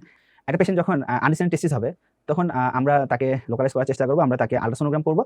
তো আল্ট্রাসোনোগ্রাম করেও যদি আমরা সেই পেশেন্টটাকে টেস্টিসটাকে খুঁজে না পারি, তাহলে আমাদের ইনভেস্টিগেশন অফ চয়েস, আমি আবার বলছি, তখন আমাদের gold standard investigation of choice হলো ল্যাপারস্কোপি দিয়ে আমরা সেই টেস্টিসটাকে খুঁজে সেটাকে অনুযায়ী ট্রিট করবো যা যা দরকার। তো দেখেন, at this time there is no radiological test can be conclude with 100% accuracy that it is absent. কেউ সেটাকে 100% বলতে পারে না সেটা absent. Instead laparoscopy has become the gold standard diagnostic method for non palpable testis. So একটু মনে রাখবেন, surgical treatment অর্কিওপেক্সি করা যেতে পারে 6 to 18 মান্থস অফ দ্য এজে, এটা করা যেতে পারে। Impalpable testis for non palpable testis under anaesthesia দরকার নাই। এবার একটু চলে আসি টর্শন অফ দ্য টেস্টিস। আমি আগেই বসি, ফার্স্টেই বসি, হঠাৎ করে ইয়াঙ্গার এজে একটা ইয়াং অ্যাডাল্ট একটা পার্সন যদি আপনার কাছে সিভিয়ার পেইন নিয়ে আসে, তখন আপনাকে কিন্তু আমাদের টর্শন অফ দ্য টেস্টিস চিন্তা করতে হবে। আর টর্শন অফ দ্য টেস্টিস কিন্তু সবসময় কখনো কোনো নর্মাল বা হেলদি পার্সনে হবে না, বা নর্মাল যা অ্যানাটমি সেখানে হবে না। সবসময় মনে রাখতে হবে torsion of the testis always যেখানে অ্যানাটমিটা ডিসরাপ্টেড হয়ে আছে সেই ক্ষেত্রে হবে, ঠিক আছে? সো এই জায়গাটা একটু দেখবেন। দেখেন, torsion of the testis uncommon because the normal testis is anchored and cannot rotate. এইসব ক্ষেত্রে হতে পারে, কয়েকটা কন্ডিশন দেওয়া আছে, এই জিনিসগুলো একটু দেখতে পারেন কোন কোন কন্ডিশন হতে পারে। যেমন high investment tunica vaginalis, inversion of the testis, separation of the epidermis from the body of the testis, এগুলো একটু দেখে নিতে পারেন, ঠিক আছে? আর টেস্টিস যখনই আপনার টর্শন হবে, আমাদের সার্জিক্যাল ইমার্জেন্সি এক্সপ্লোর করে এটাকে আনটুইস্ট করে দিতে হবে, এবং তার সাথে যে পাশের যে টেস্টিসটা আছে সেটাকে কিন্তু ফিক্স করে দিয়ে আসতে হবে। কারণ যখনই একটা অ্যানাটমিক্যাল ডিসঅর্ডার থাকে, তখন আমরা ধরে নিই যে পাশেরটাও যে কোনো সময় টুইস্ট হয়ে যেতে পারে, ঠিক আছে? আর 6 আওয়ার্সের মধ্যে টর্শনটা ঠিক করা যেতে পারে, ঠিক আছে? ক্লিনিক্যাল ফিচার্স অলরেডি বলছি, পেইন নিয়ে আসবে, ভমিটিং হবে, সিম্প্যাথেটিক অ্যাক্টিভেশনের জন্য ভমিটিং হবে, নসি হবে, এবং ক্রিমেটিক রিফ্লাক্স লস্ট হবে। এগুলো একটু দেখবেন, বক্সে কী সব লেখা আছে। ভেরিকোসিল খুব বেশি দরকার নাই, সব একটু মনে রাখবেন যে ভেরিকোসিল ইউজুয়ালি লেফট সাইডে বেশি হবে, তাই না? লেফট সাইডে বেশি হবে, কারণ হলো লেফট সাইডের আমাদের ভেইনটা কোথায়, টেস্টিকুলার ভেইনটা কোথায় ড্রেন করে, লেফট রেনাল ভেইনে, এবং রাইটটা ইনফিরিয়র ভেইনে করে। সো লো ফ্লোতে একটা রাইটটা ড্রেন করতেছে, আর হাই প্রেশারের এগেনস্টে আমাদের লেফটটা ড্রেন করতেছে, এবং হাই প্রেশার, এবং সেখানে একটা রাইট অ্যাঙ্গেলে হচ্ছে, এবং দেখা যায় কোনো লেফট সাইডে কিডনি যদি কোনো টিউমার থেকে থাকে, সেক্ষেত্রে কিন্তু varicocele very com. That's why কিন্তু যখনই লেফট সাইডে ভেরিকোসিল হবে বা যেখানে ভেরিকোসিল হবে, সেটা ইভালুয়েট করাটা জরুরি, কারণ কিডনি কোনো প্রবলেম হচ্ছে কিনা সেটা বুঝতে হবে। সো এটা একটু, এই জায়গাটা একটু রিডিং পড়বে, just nice to no reading পড়বেন। আদার ফিচার্স কী আছে, ফিচারগুলো ব্যাগ অফ ওয়ার্ম পাওয়া যায়, হ্যাঁ? এক্সামিনেশন করে ব্যাগ অফ ওয়ার্ম পাওয়া যেতে পারে। এন্ড অফ দ্য ডেতে তার ওয়ার্সেনিং হবে, আমরা ফার্স্টে বলছি, এন্ড অফ দ্য ডেতে তার সিমটম ওয়ার্স হবে, হ্যাঁ? এই জিনিসগুলো একটু মনে রাখবেন। হাইড্রোসিল আমাদের serous fluid correction, any part of process vaginalis, usually tunica vaginalis যদি হয়, তাকে হাইড্রোসিল বলা হয়। আর হাইড্রোসিলে যদি নিচের দিকে চলে আসি, হাইড্রোসিলের কিছু টাইপ দেওয়া আছে, এই টাইপগুলো আপনি একটু দেখে নিতে পারেন। আর হাইড্রোসিল ট্রিটমেন্টে কিছু ট্রিটমেন্ট দেওয়া আছে, প্লাইকেশন করা যেতে পারে, ইভার্সন করা যেতে পারে, আর আরেকটা দেওয়া আছে দ্যাট ইজ অ্যাসপিরেশন করা যেতে পারে, হ্যাঁ? এই জিনিসগুলো একটু দেখবেন, এগুলো পরীক্ষার জন্য ইম্পর্টেন্ট, এগুলো আপনার জন্য এফসিএস পাস করবেন, সেই ক্ষেত্রে আমাদের এগুলো দরকার হবে, হ্যাঁ?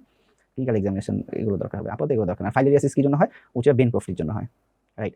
এবার এপিডার্মাল অর্কাইটিসটা অনেক ইম্পর্টেন্ট। এপিডার্মাল অর্কাইটিসটা বেসিক্যালি আমাদের যে এপিডার্মিস এবং টেস্টিসের যে ইনফেকশন বা ইনফ্লামেটরি কন্ডিশন, তাকে বলা হয় এপিডার্মাল অর্কাইটিস। তো দেখেন, inflammatory confined to the epidermis is epidermitis, and if the inflammation usually due to the infection involve the testis is called epidermal orchitis, ঠিক আছে? So most common occurs main 20 to 59 years, কোন গ্রুপে হয় এটা একটু দেখে নেবেন। আর প্যাথোফিজিওলজি একটু দেখে নেবেন, via the vas from the primary infection urethra. তার মানে ইউরেথ্রা, পোস্টেড এবং সেমিনাল ভেসিকাস, এই তিনটা জায়গা থেকে ইনফেকশনটা যদি চলে যায় এপিডার্মিসে, সেটাই হলো ইনফেকশনের সোর্স। তার মানে এপিডার্মাল অর্কাইটিসের ইনফেকশনের সোর্সটা কি? একটা ইউরেথ্রা, পোস্টেড, আর একটা সেমিনাল ভেসিকাল, রাইট? সো এটা একটু দেখবেন। এবং ইয়াংয়ের কেজে আমাদের ইনফেকশনটার নাম হলো ক্ল্যামাইডিয়া ট্রেকোমাটিস, জাস্ট এতটুকু। এবার হলো tumours of the testis. Tumours of the testis আমরা কি ধরনের টিউমার পাই একটু দেখে নিই। একটা হলো giant cell tumour, sex stromal tumour, lymphoma, এবং আদার টিউমার্স। আর জায়ান্ট সেল টিউমার্সের মধ্যে মেইনলি হলো সেমিনোমা, তাই না? মেইনলি হলো সেমিনোমা, এর বাইরে এনভার্সাল কার্সিনোমা, ইয়ক্সেল কার্সিনোমা, টেরাটোমা, এরকম কিছু কোরিও কার্সিনোমা, এগুলো পাই।